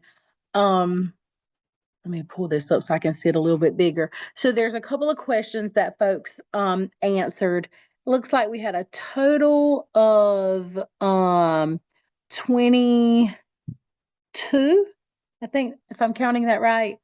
I can't, it's kind of small on my end too, but out of 20 responses, I apologize, 20 responses from the SACE survey. How would you rate overall experience at the 2025 American Indian Education Summit? 70% said they rated it a 5, and then we had some feedback for a couple of 4s, and then 1 rated it a 3. How relevant was the content of the summit to your work or role? And 80% rated that a 5, and then we had a 4 and a 3. And then another question was, how well organized was the event? And it looks like 95% said it was well organized by giving it a 5. And then we had 1, 3. I do want to talk about, before we move into the next slide, just the process of the planning committee. So it was myself, Stephen, Dr. Leslie, and Amanda as part of the SACE Summit Planning Committee. I will say Dr. Leslie played a very large part in solely communicating with Campbell University. So we did not have that side of it. We kind of helped divide tasks, make sure that we had volunteers. We presented you guys the theme and the presenters, the keynote speaker, things like that. So we kind of prepared those things, but Dr. Leslie kind of solely took on communicating with Campbell University, finalizing all of the rooms, making sure, we had the tablecloths, the tables, all of the logistics of the day of. So that was kind of like our process, and we met a couple times throughout the over the months, and then we did have the task of finding a new date and rescheduling the summit due to weather. But you can go to the next slide. I think Stephen's going to take over. Thanks, Candice. So the next question that we had on The feedback form was what could be improved. I'll let you take a look at the comments that we did receive. Two things that I pull out is that folks wanted longer time, whether that be trying to make this into like a 2-day session or starting earlier in the day or end later.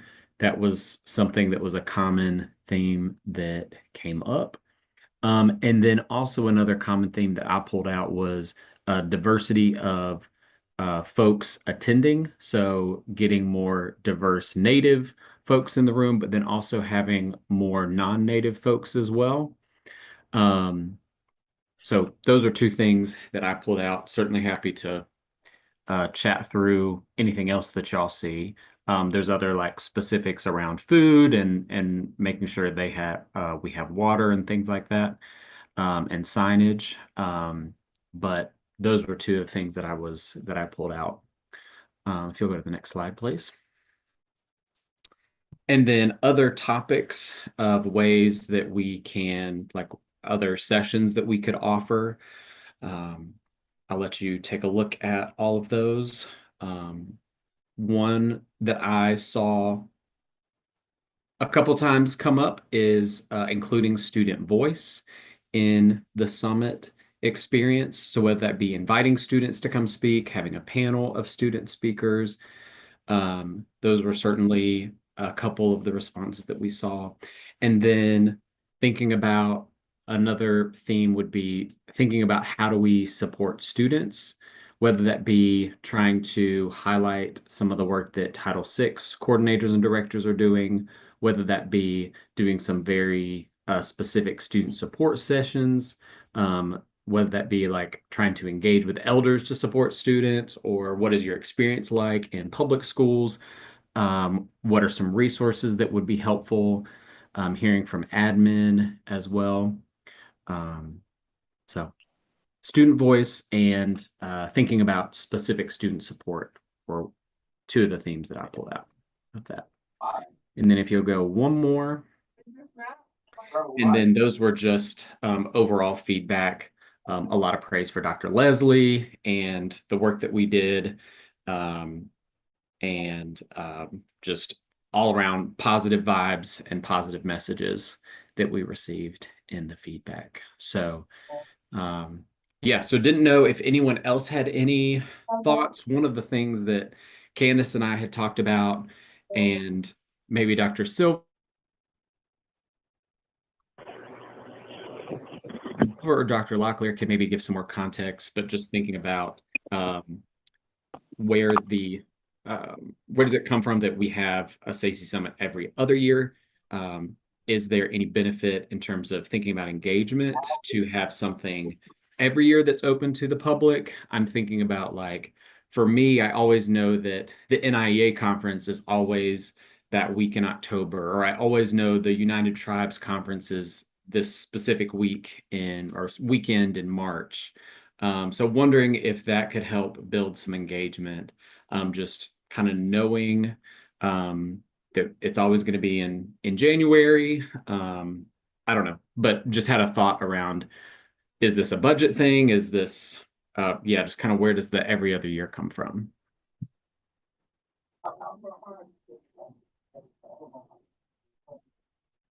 So since my time on SACE, it has been offered every other year in January. So the timing of the summit has always been consistent.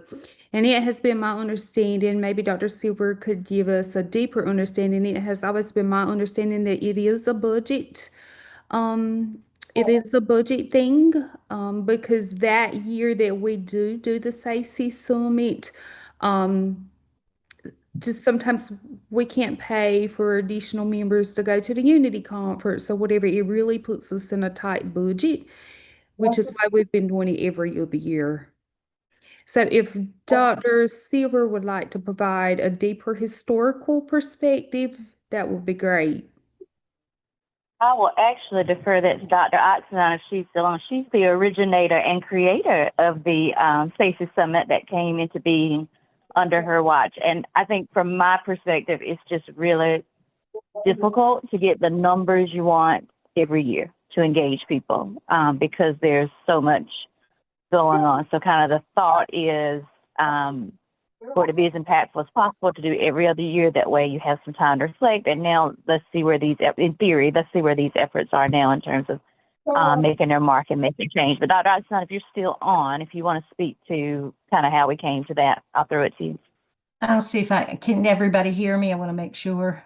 We can. Yeah, and I'll try to answer that question. It was a while back under the, let's see, the leadership years of June Atkinson. So that goes back a ways. And Miss Yates, you might want to. We're really playing volleyball with this. So Miss Yates, you might want to chime in. But you're right.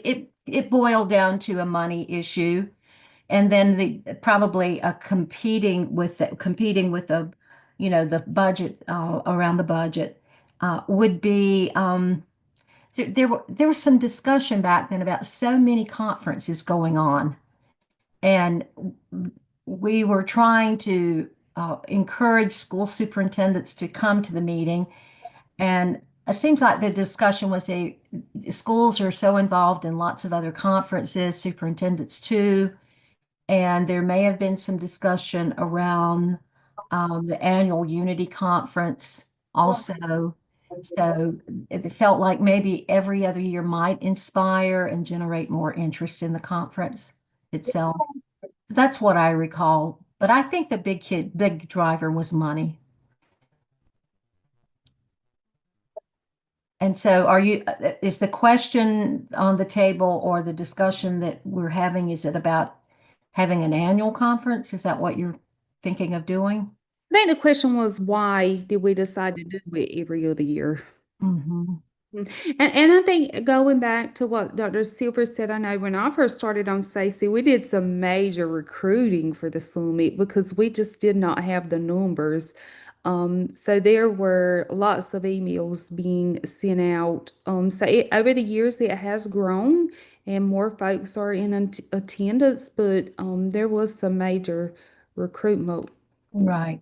first came on. Right. Do you have a goal in mind?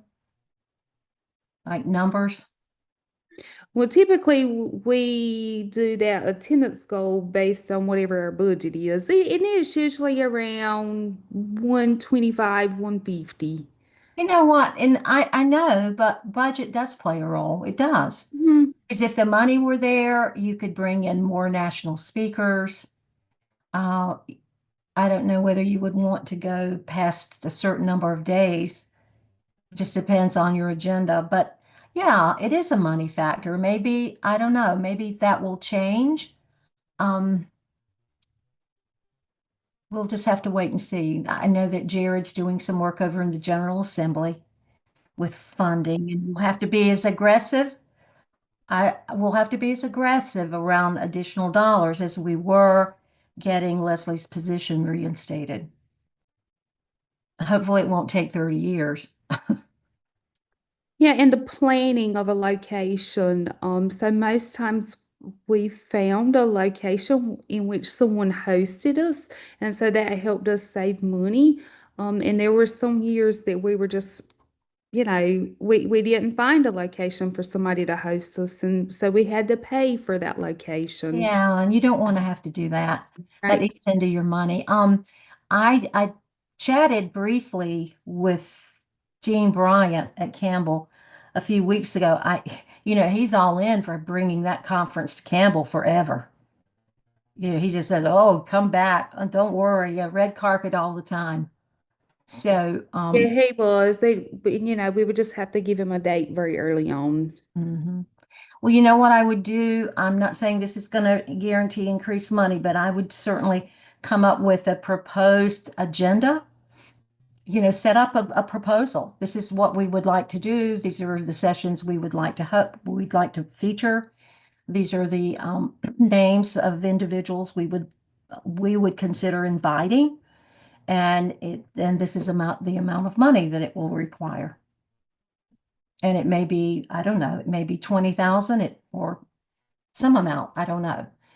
But I would start with a proposal something in writing that you can use to be persuasive. What was our budget for this past summit? I think Dr. Leslie had like 5,000 she could spend. Yeah, that's what she was telling us, 5,000. That was food and everything. Work with your Travel expenses, all that. Speaker, everything. dream. Yeah. And I was just going to add, Dr. Lockley, for context, the total SACE budget is $10,000. So that was half of your budget for the year.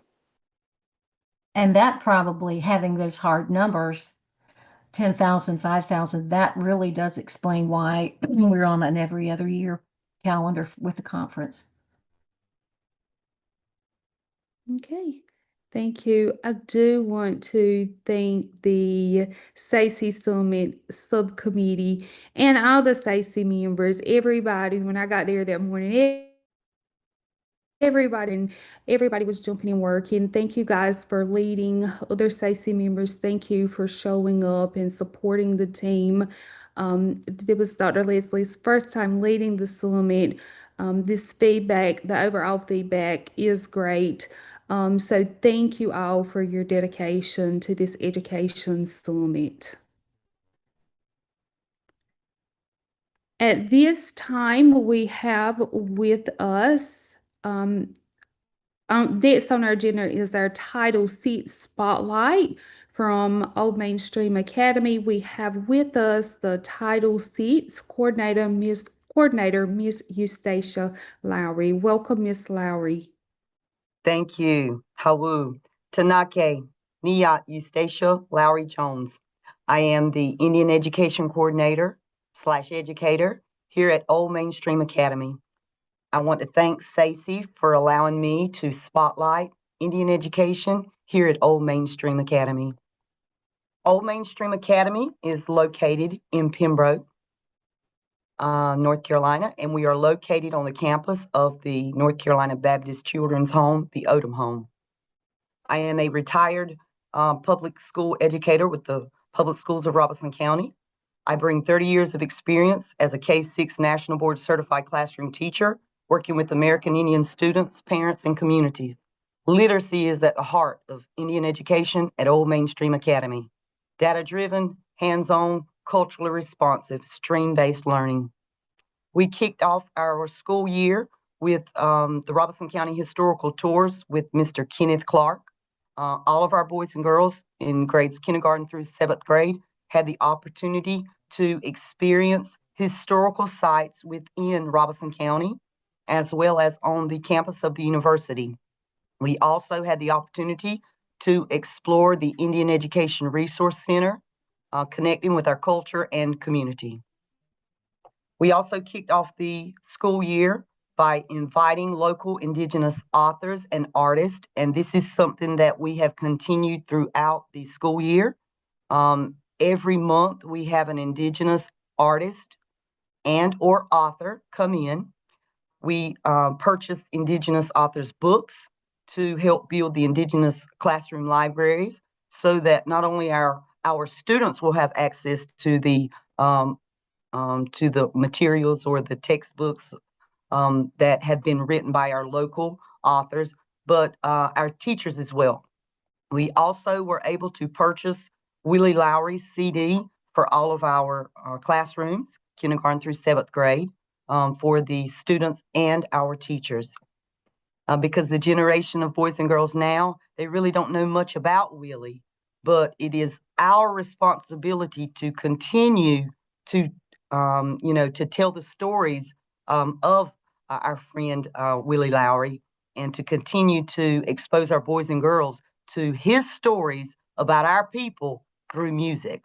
So all of our classes have Willie Lowry's CD as well. We also implemented Elders Engage, to where we have invited various elders from various communities into our school throughout the year. And this is something that we've done, throughout the year. And we have boys and girls here at Old Mainstream from all of our communities. So we're not just inviting elders from the Pembroke community. We are inviting elders from all of our surrounding communities and areas, so that we will have a, an awesome representation of the elders in our various communities. They come in, and depending on the grade levels, they have implemented traditional talking circles. And one thing I like to share about our elders and emphasize with our boys and girls, there's a story about elders. If you want to go fast, go alone. But if you want to go far, take them with you. And that is the importance of engaging our elders, because our elders are our wisdom keepers. And our elders are our key to providing a successful future for all of our boys and girls, particularly when it comes to the educational arena. For the love of elders. This year, we have also been a recipient of the LREMC's Bright Ideas Grant. The title of the grant proposal that I submitted for Indian Education was entitled Drone Legends, Nurturing Drone Legends, Firebirds in Flight. And with that grant proposal, we were awarded some monies to purchase grants so that our boys and girls will be able to learn how to fly, take off and land, navigate, and design drone missions. And we have had an awesome time implementing that particular program. We were able to purchase smaller drones that will travel. You can race them on the floor and you can race them in the air for our lower grades, kindergarten through third grade. And then we were able to purchase 6 larger drones for our upper grade kids. And the larger drones are equipped with cameras as well.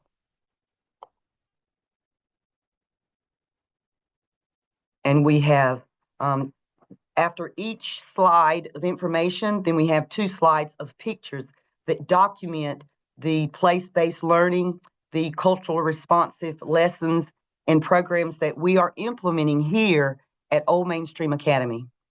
The first picture you see is Mr. Kenneth Clark, and we are standing on the inside of the Henry Berry Lowry cabin out at the Lumbee Cultural Center. And he is engaged with the boys and girls in an in-depth conversation about none other than Henry Berry Lowry, our hero.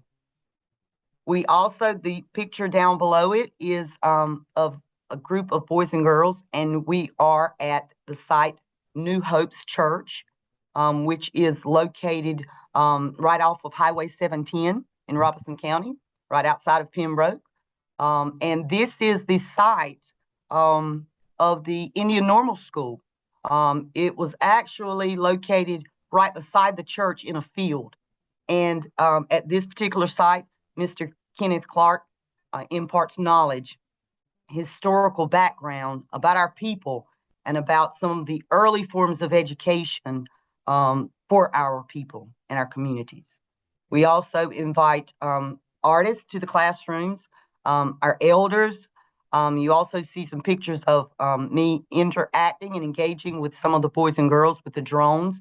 We have Miss Shantonia Chavis. She is one of our local authors, and she is also an artist, and she has her daughter with her, and both are artists. Ms. Shantonia is also a retired educator. We have, my mom is one of the elders. Dr. Clark is also in a picture with a group of the elders that came. And the last photo is of me and some of the boys and girls engaging with the drones, the smaller drones that will travel on the floor and indoors as well.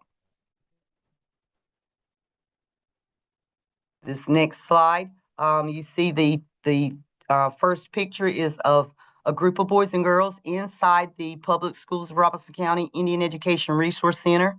And he is engaged in storytelling, focusing on various pieces of art created by none other than one of our local artists, Gene Locklear. He also had an opportunity to share lots of other art forms at the Resource Center. And I thank Dr. Connie Locklear for allowing us to come and to utilize the Resource Center with all of our boys and girls. We also have invited Miss Joanne Smith Cummins. She's one of our local beaters. She also does leather work. She came in and she engaged with the boys and girls in a beading session, and she had all different types of her jewelry displayed, concho belts, different things that she creates. And she went step by step, taking time to share and impart cultural knowledge with our boys and girls. On the bottom area, you'll see a picture of Sandcut Cemetery. This is also a historical site in Robeson County in the Pembroke area in our community. And this is also part of the historical tour that Mr. Kenneth Clark incorporates, and he takes various groups on, not just school groups, but he is available to take various groups, whether you're in the county or outside of the county at any point in time. All you have to do is just contact him. And you also see a picture of myself and one of my colleagues, Miss Sandra Oxendine, and we were both recipients of the Bright Ideas Grant here at Old Mainstream Academy. The last photo on this particular slide is of the older boys and girls, and we're on the outside, and they are engaged in learning how to fly the drones. We'll continue with the informational slide. We also have here at Old Mainstream Academy, we have our own Firebirds cultural team. We have a wide variety of students who dance traditionally, and we partner with the public schools of Robeson County to provide culturally based learning experiences, traditional dancing, drumming, and singing. We are involved with a revival of our traditional tribal language, our Siouan-Chirraw language. We are reclaiming our cultural identity through the revival of our language. Impikuchin is how you speak Firebirds in our Siouan-Chirraw language. We are teaching our boys and girls basic functional words such as Tanake, hello, Niyat, my name is, Hawu, thank you. I have taught all of our boys and girls using the hand drums and traditional gourd rattles, Amazing Grace, in the Siouan-Chirraw language. And one of their favorite things to say in our Siouan-Chirraw language is Impikuchin, Impikuchin, and that is Firebirds. I also coordinate school-wide cultural responsive lessons and activities, and I actually teach. I'm a coordinator, but I'm also an educator. I go into the classrooms and I work with the boys and girls, kindergarten through 7th grade. I also pull small groups and I work one-on-one with boys and girls in my classroom or my setting as well. We focus on hands-on learning, STREAM, and culturally responsive literature-based lessons. We were the second grade group, and we have 3 classes of second graders. We were involved in a cultural exchange with Bolivia, South America in November. And we were able to do that because of outreach with one of our local churches. Every summer, they participate in missionary work in Bolivia, South America. And we were able to make connections with some folks in Bolivia, South America, to set up this cultural exchange. And it was an awesome experience. And we did this through awesome technology, Zoom or the Google Meet. And our boys and girls were able to showcase traditional, culturally responsive, talents, traditional dancing, drumming, singing, artwork. And the boys and girls in Bolivia, South America, were able to share their traditional ways of life with our boys and girls here at Old Mainstream Academy. It was just an awesome experience. And I feel very blessed to be here at Old Mainstream Academy. We partner with a lot of folks here in our area because without this essential critical partnership, providing the highest level of educational experiences for our boys and girls would not be possible. Some of the partners that we rely on to help us implement and to create supplemental programs here at Old Mainstream Academy, and I like to call it collaboratively ensuring success at Old Mainstream Academy. These partners are our parents, churches, the Lumbee Tribe of North Carolina, the University of North Carolina at Pembroke, community organizations and businesses, county commissioners, Appalachian State University, Robertson Community College, and the Lumbee Cultural Burn Association, as well as LREMC.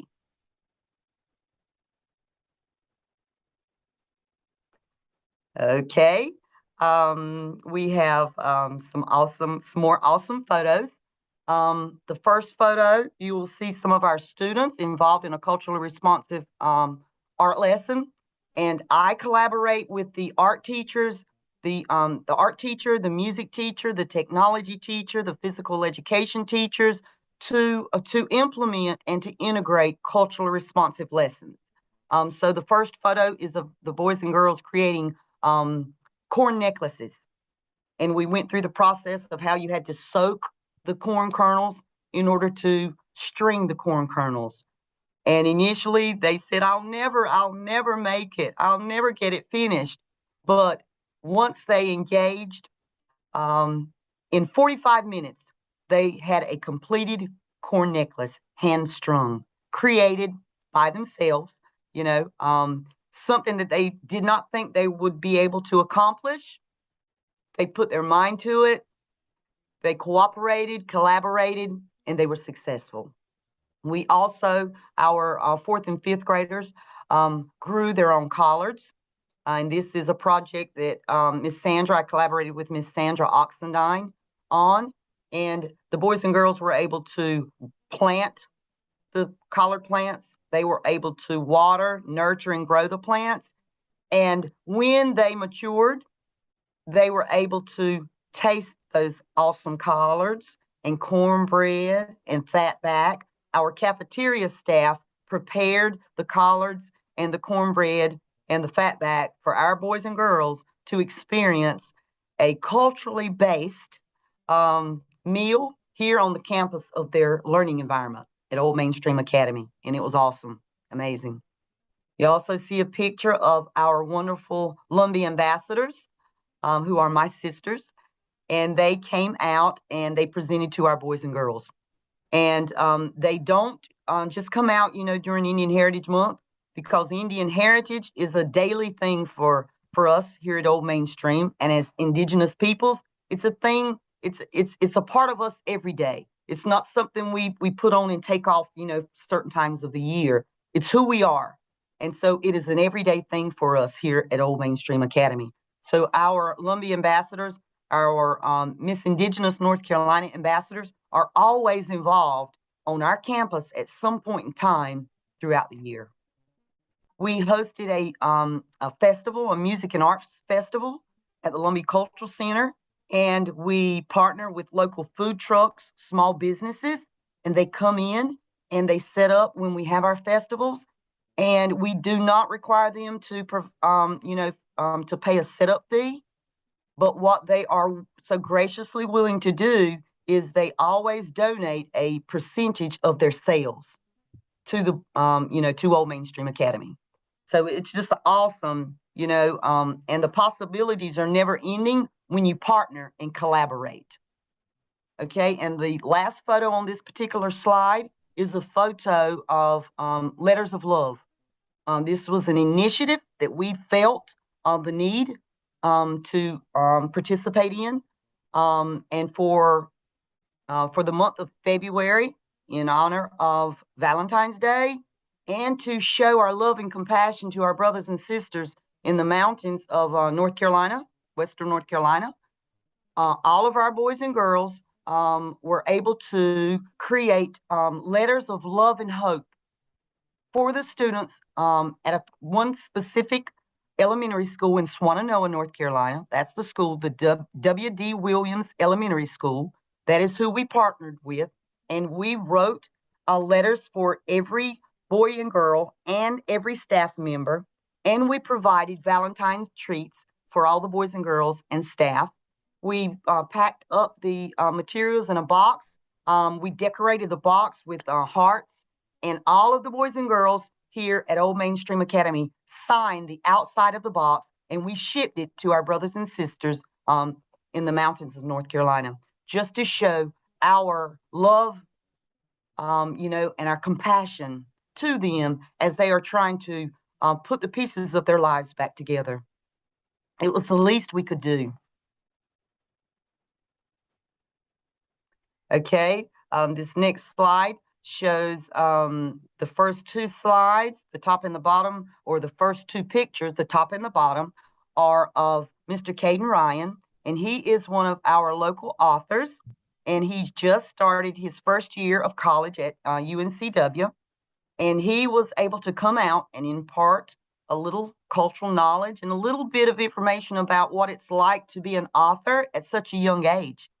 And it was such an inspiration for our boys and girls to see Mr. Caden Ryan, who is a product of the public schools of Robeson County. He attended Robeson Community College, and he is furthering his higher education at the University of North Carolina at Wilmington. It was such an inspiration for them to meet him and to hear him tell his story and how he was inspired to write stories about his people who are our people. And he most recently wrote Henry, which is about, our Henry Berry Lowry, our hero. And he also wrote The Battle of Hayes Pond. And we were able to purchase those books for all of our teachers so that all of our boys and girls would have access to books written by our people. In the middle, you see a picture of myself and one of our local musicians, Miss Ita White. She is a upcoming singer and songwriter. She is also in her first year of college at the University of North Carolina at Pembroke. She plays the guitar, she plays the piano, she's a singer, a songwriter, and she was one of our performers at our Fall Family Music and Arts Festival at the Lumbee Cultural Center. You also see a picture of one of our students performing at the Fall Festival. And Dr. Clark is putting his John Hancock on the Letters of Love and Hope box that we shipped to W.D. Williams Elementary School in Swannanoa, North Carolina. We'll continue with the spotlight. We also hosted Old Mainstream Academy's Science Fair, Stream on the Lawn. Now, we are housed here at the Odom Home, and right now we are kindergarten through 7th grade. Next year, we will add another grade level. We will add 8th grade, and we are limited on space right now. But we didn't allow the limitations of space to limit our ideas and our learning experiences here at Old Mainstream.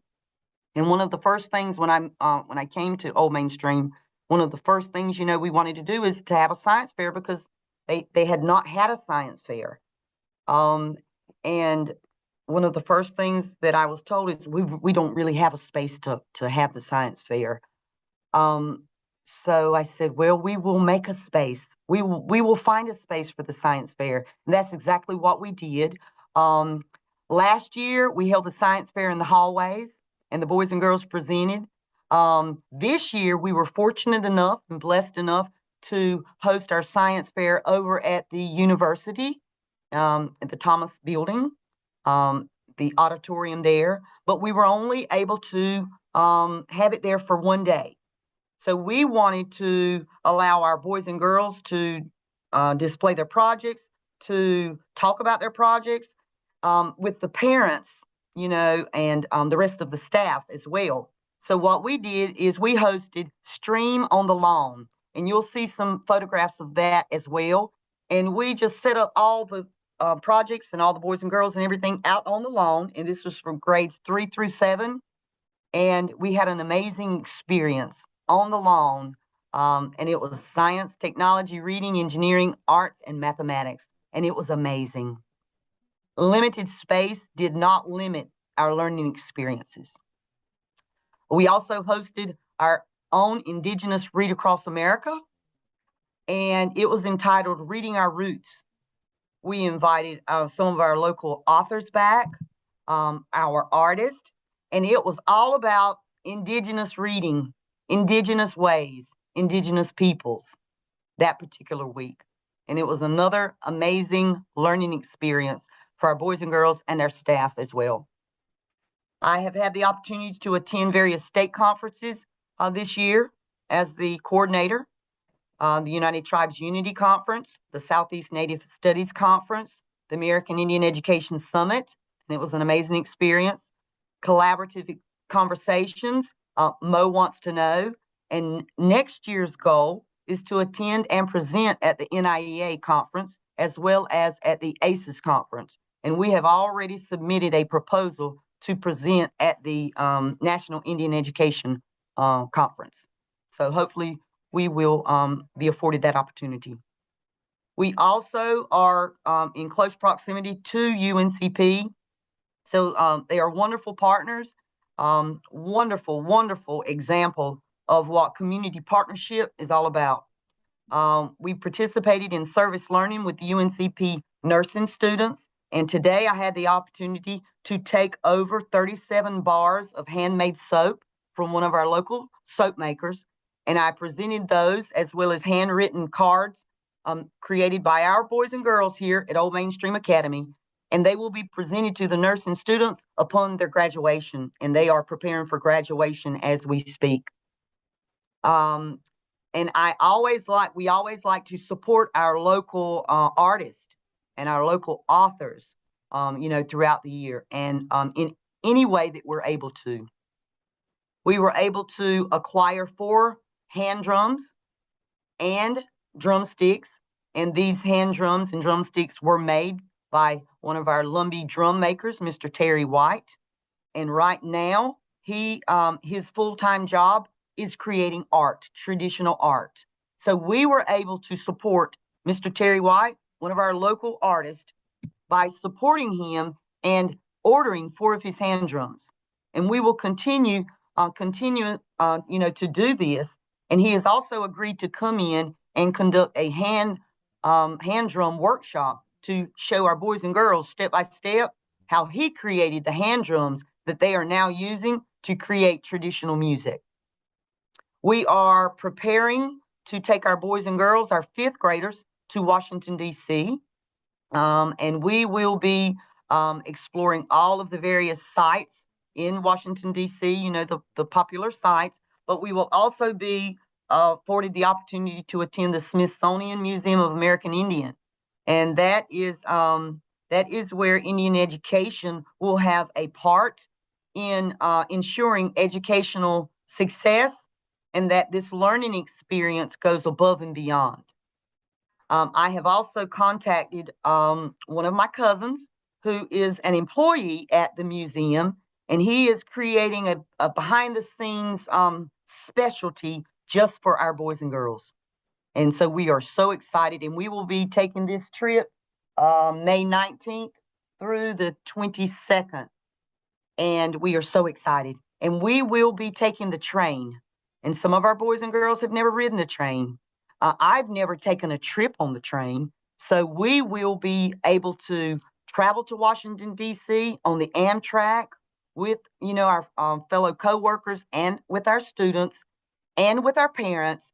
And we are in for an amazing out-of-the-box learning experience for our boys and girls. And I've just recently been notified that I have been selected as one of the America 250 NC Teacher Fellows, one of 15 teachers selected from North Carolina. And I'm so elated, and I'm very blessed to be in that cohort. And I'm very blessed to be the Indian Education Coordinator and Educator here at Old Mainstream Academy. Impikuchen, Hawu. Okay, we have some more culturally responsive lessons.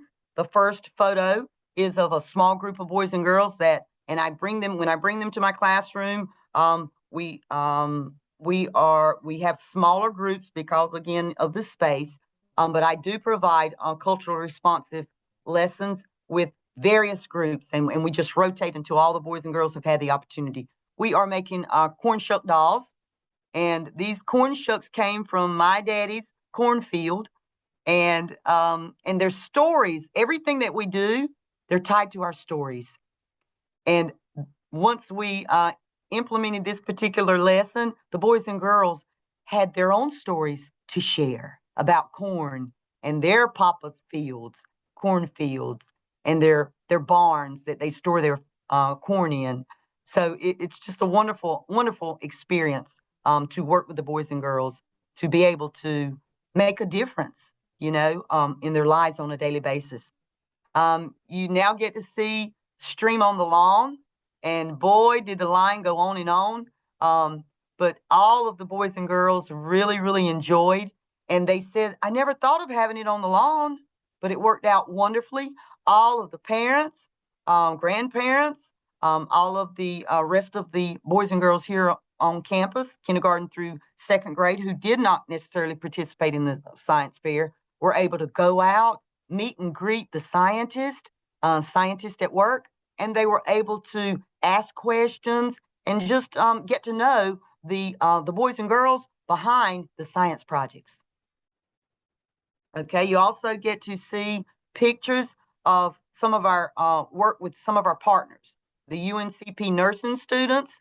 You will see, and we took our older boys and girls over to the university to see their state-of-the-art equipment and their service learning labs that are set up just as if they were hospitals, to give them state-of-the-art training. And for the lower grades, the nurses came over to our campus and they provided hands-on learning. There's a small photo right in the middle. This is Miss Joanna Rogers, and she is from the North Carolina Cooperative Extension. And she is another of our partners that we work with to create learning experiences that are out of the box. And she is the first lesson that she came and shared with our boys and girls focused on sugar and the impact sugar has on American Indian populations and the various populations within Robeson County. And so she talked about, the impact the sugar has on our mind, on our body, on, our overall health, and how it impacts your ability in the learning environment. And again, this is just a prime example of how important it is to partner with your community and the resources within the community to create lifelong learning experiences for all of our boys and girls. And I think this is the last slide. And you will see again a picture from the in-service learning project here on our campus. You will see some pictures from the science fair, and you will see our overall science fair winner, Gianna Jones, Battle of the Pans. You will also see a picture of the 4 drums that Mr. Terry White made for our boys and girls. And now we are using those drums to create music, and we are incorporating those drums into our traditional music program. And I'm collaborating with the music teacher. We also have our own baby bluebirds on campus, and they have hatched, and they have already learned to fly, and they are already out of the box. So we nurture not only the minds of our boys and girls, but we nurture our brothers and sisters, the plants and animals here on our campus. And the picture in the middle is a picture of the email that I received congratulating me on receiving, the selection for the teacher fellow. So again, I'm very blessed to be here, and I thank the good Lord for the opportunity to continue to work with boys and girls from my community after 30 years with the public schools. And I thank him for giving me the energy and the mind to continue to provide awesome learning experiences for our boys and girls that will create a brighter future for all. Thank you so much for this opportunity. Thank you, Dr. Tiffany. Thank you, Ms. Eustacia. Does anyone have any questions for Ms. Eustacia? Ms. Dorothy Yates, please proceed. Yes, I missed if she said how many students are enrolled at her school, K through 7. And Miss Dorothy, we have about 440 students at this time.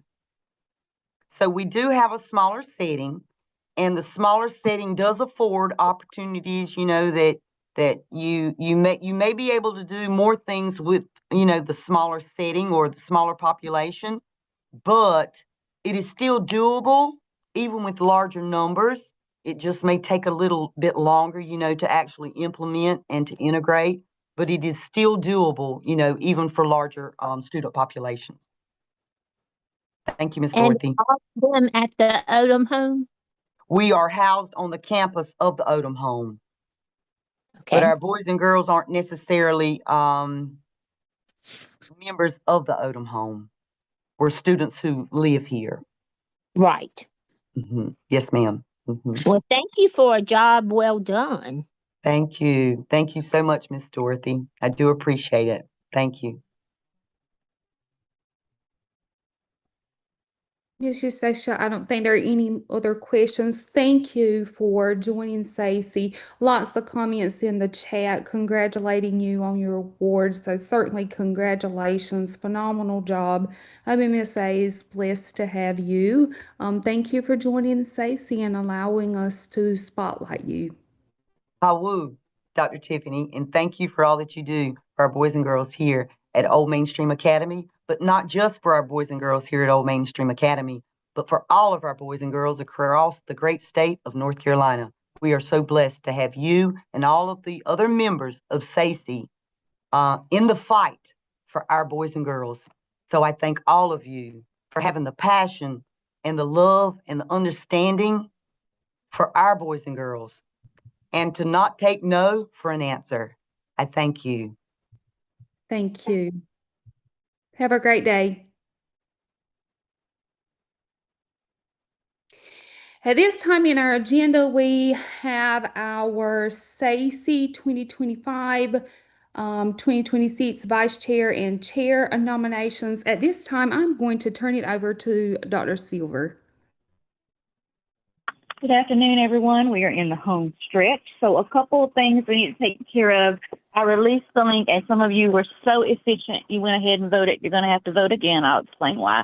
So in our excitement, we took nominations, but forgot to give everybody the opportunity to accept or decline those. So at this time, I'm going to go through those who were nominated for chair or vice chair. I will call your name, and you will either say that you accept or decline that nomination, okay? So first up for chair, Mr. Stephen Bell. Accept. Thank you. Mr. Jeremiah Moore. Accept. And Dr. Tiffany Locklear. At this time, I am declining, and I would like to provide some context. It has been an honor to serve as the chair of SACE. I thank all of you who have supported me and entrusted this role within me. I look forward to continuing to serve on SACE and supporting the SACE chair. As you guys have all seen from Ms. Eustacia, OMMSA is growing, which takes lots of community service from me. And I also have a 7-year-old daughter that I would love to begin to dedicate some time to. She doesn't get much mommy time. And so I am declining that appointment at this time. Again, thank you all for all the support. I will continue to support SACE. I will continue to work hard for SACE. Whoever is nominated for the chair, I will support you, answer any questions that you have. So again, thank you. It has been an honor to serve. Thank you. So our nominees for chair will be Stephen Bell and Jeremiah Moore. If you already voted, don't worry. I'm going to re-release the link with the update. For our vice chair, nominees are Stephen Bell, Jeremiah Moore, Cameron Carter, and Candace Rebels. Again, same process. I'll say your name and just unmute and say if you accept or decline the nomination. Vice Chair Stephen Bell. Accept. Thank you. Jeremiah Moore. Accept. Thank you. Ms. Tamara Carter. Dr. Silver, I am going to have to respectively declined due to our moving from Power School to Infinite Campus and some recent roles being assigned to me on that. Yes, ma'am. Thank you. Thank you. And Ms. Candace Rebels. I'm going to respectfully decline, but I hope to remain a dedicated member on TACE and support the chair and vice chair at this time due to other roles that I do have. So thank you. Thank you. Okay, so what I'm going to do, everyone, now is I'm going to pop the link into the chat again. So if you've already voted, I'm going to need you to vote again. Now that our nominees have shifted, and I should be getting 12 votes total. I'm not putting names on having you put your name in because I want to keep it anonymous, but I'm looking for 12. I need 12. 12 is the magic number for us to adjourn. If you don't see it in the chat, let me know. I'm sorry. Oh, yeah, I already did it.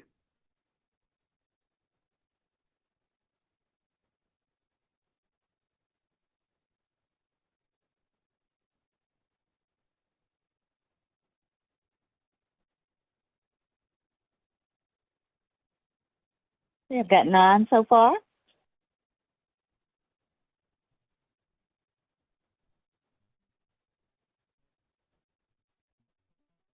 And don't you love seeing stuff in real time?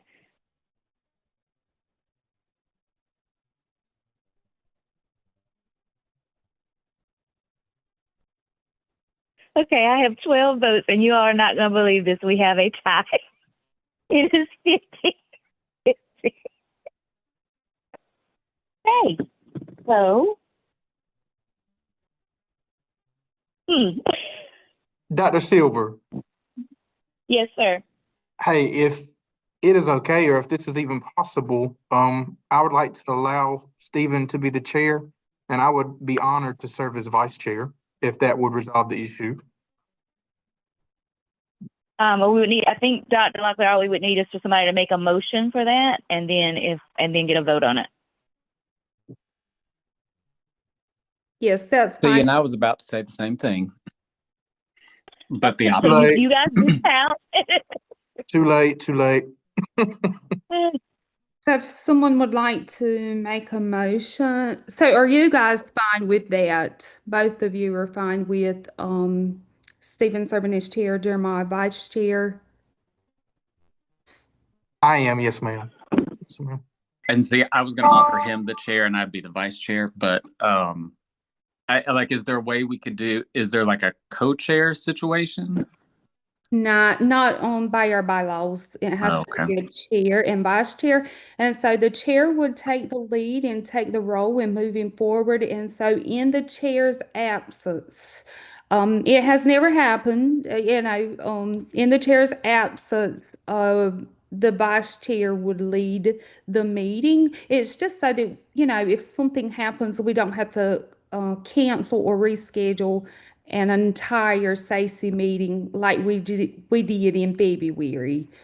So again, the bylaws state chair and vice chair. Congratulations, Stephen. Stephen, No. are you willing to accept the role of chair? I can accept. I mean, I can accept, but I don't want to speak for everyone, and I don't want to. I don't want to take everybody else's voice away too. So, Okay. Dr. Silver, if you want to send it out and we do a revote. I can do that. Give me 1 second. Okay, absolutely. And while she's doing that, I can just move forward in these announcements. So first of all, again, I do want to thank everyone for the successful SACE Summit. We will have another one in 2026. Also, Dr. Leslie and I presented at the SACE conference. Presented at the Unity conference. She and I both attended, and we had a packed room. So it's certainly an honor to always join the Unity conference and bring back important knowledge. As Dr. Oxendine stated earlier, the SACE report was approved by the state board. So one of us, Dr. Silver or myself, will share the final draft of the Stacy report so that you can begin to share with your contacts digitally. Dr. Leslie will have those printed at our first quarter meeting.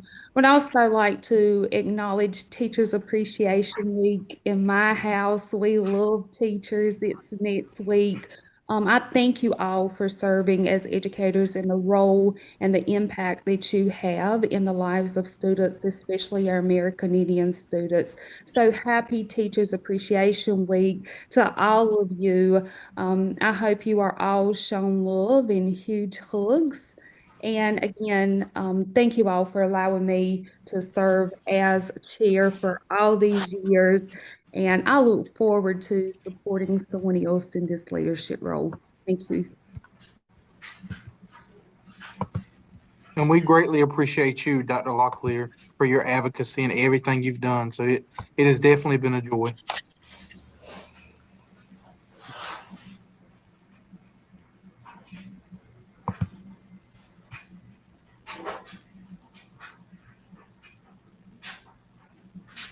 Thank you all. So Dr. Silver has put the new link in for everyone to vote again.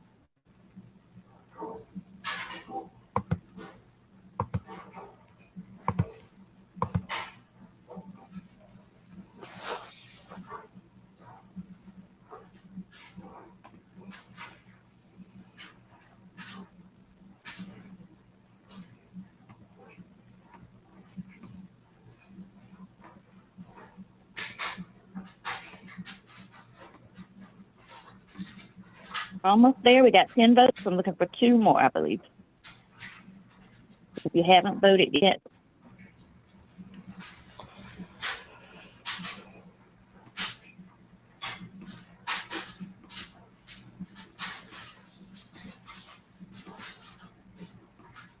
We got 11. Need 1 more. And while we're waiting for that 1 more, about the report, we'll send it to graphics to get the draft removed. And then we'll be able to send that out electronically. So look for it, let's say by Wednesday of next week at the latest.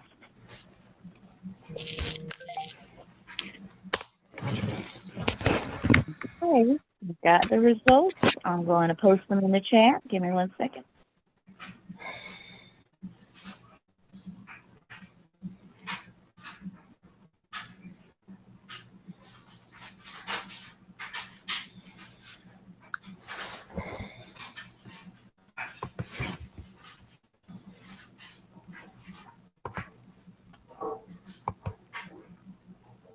Okay, so for Stacy Chair, Mr. Stephen Bell has 8 votes, Mr. Jeremiah Moore 4, and for Vice Chair, Mr. Jeremiah has 8, and Stephen Bell 4, so it flipped. So same amount of votes, just in different categories. So Mr. Stephen Bell's Chair and Mr. Jeremiah Moore is Vice Chair. Thank you, Dr. Silver. Congratulations to our chair, Mr. Stephen Bell, and our vice chair, Mr. Jeremiah Moore. I know you guys will continue to do great things. So over the summer, just some logistics. Over the summer, Dr. Leslie Locklear, when she returns, we'll complete a doodle poll to send out to everyone about dates for next year. And Stephen, you will be included on that email. Look forward to seeing everyone at our first Stacy meeting in the fall. Thank you all for joining today. Again, congratulations to our chair and vice chair, and I hope you all have a great weekend. Oh, and I see it's some folks this last meeting. I'm so sorry. So thank you, Miss Amanda and Miss Brandy. Both of them said that it is their last meeting. We have enjoyed working with both of you. Thank you for your support of Stacy. I know you guys will continue to support and advocate for Stacy. We will miss you guys. And Dr. Locklear. Yes. I was just going to say, I'll add that we typically, I'm sure she'll continue, we typically honor the outgoing meeting. numbers at the first meeting of the new session. So we'll make sure they get on it. Yes, but thank you for that reminder. All right, thank you all. You have a great weekend.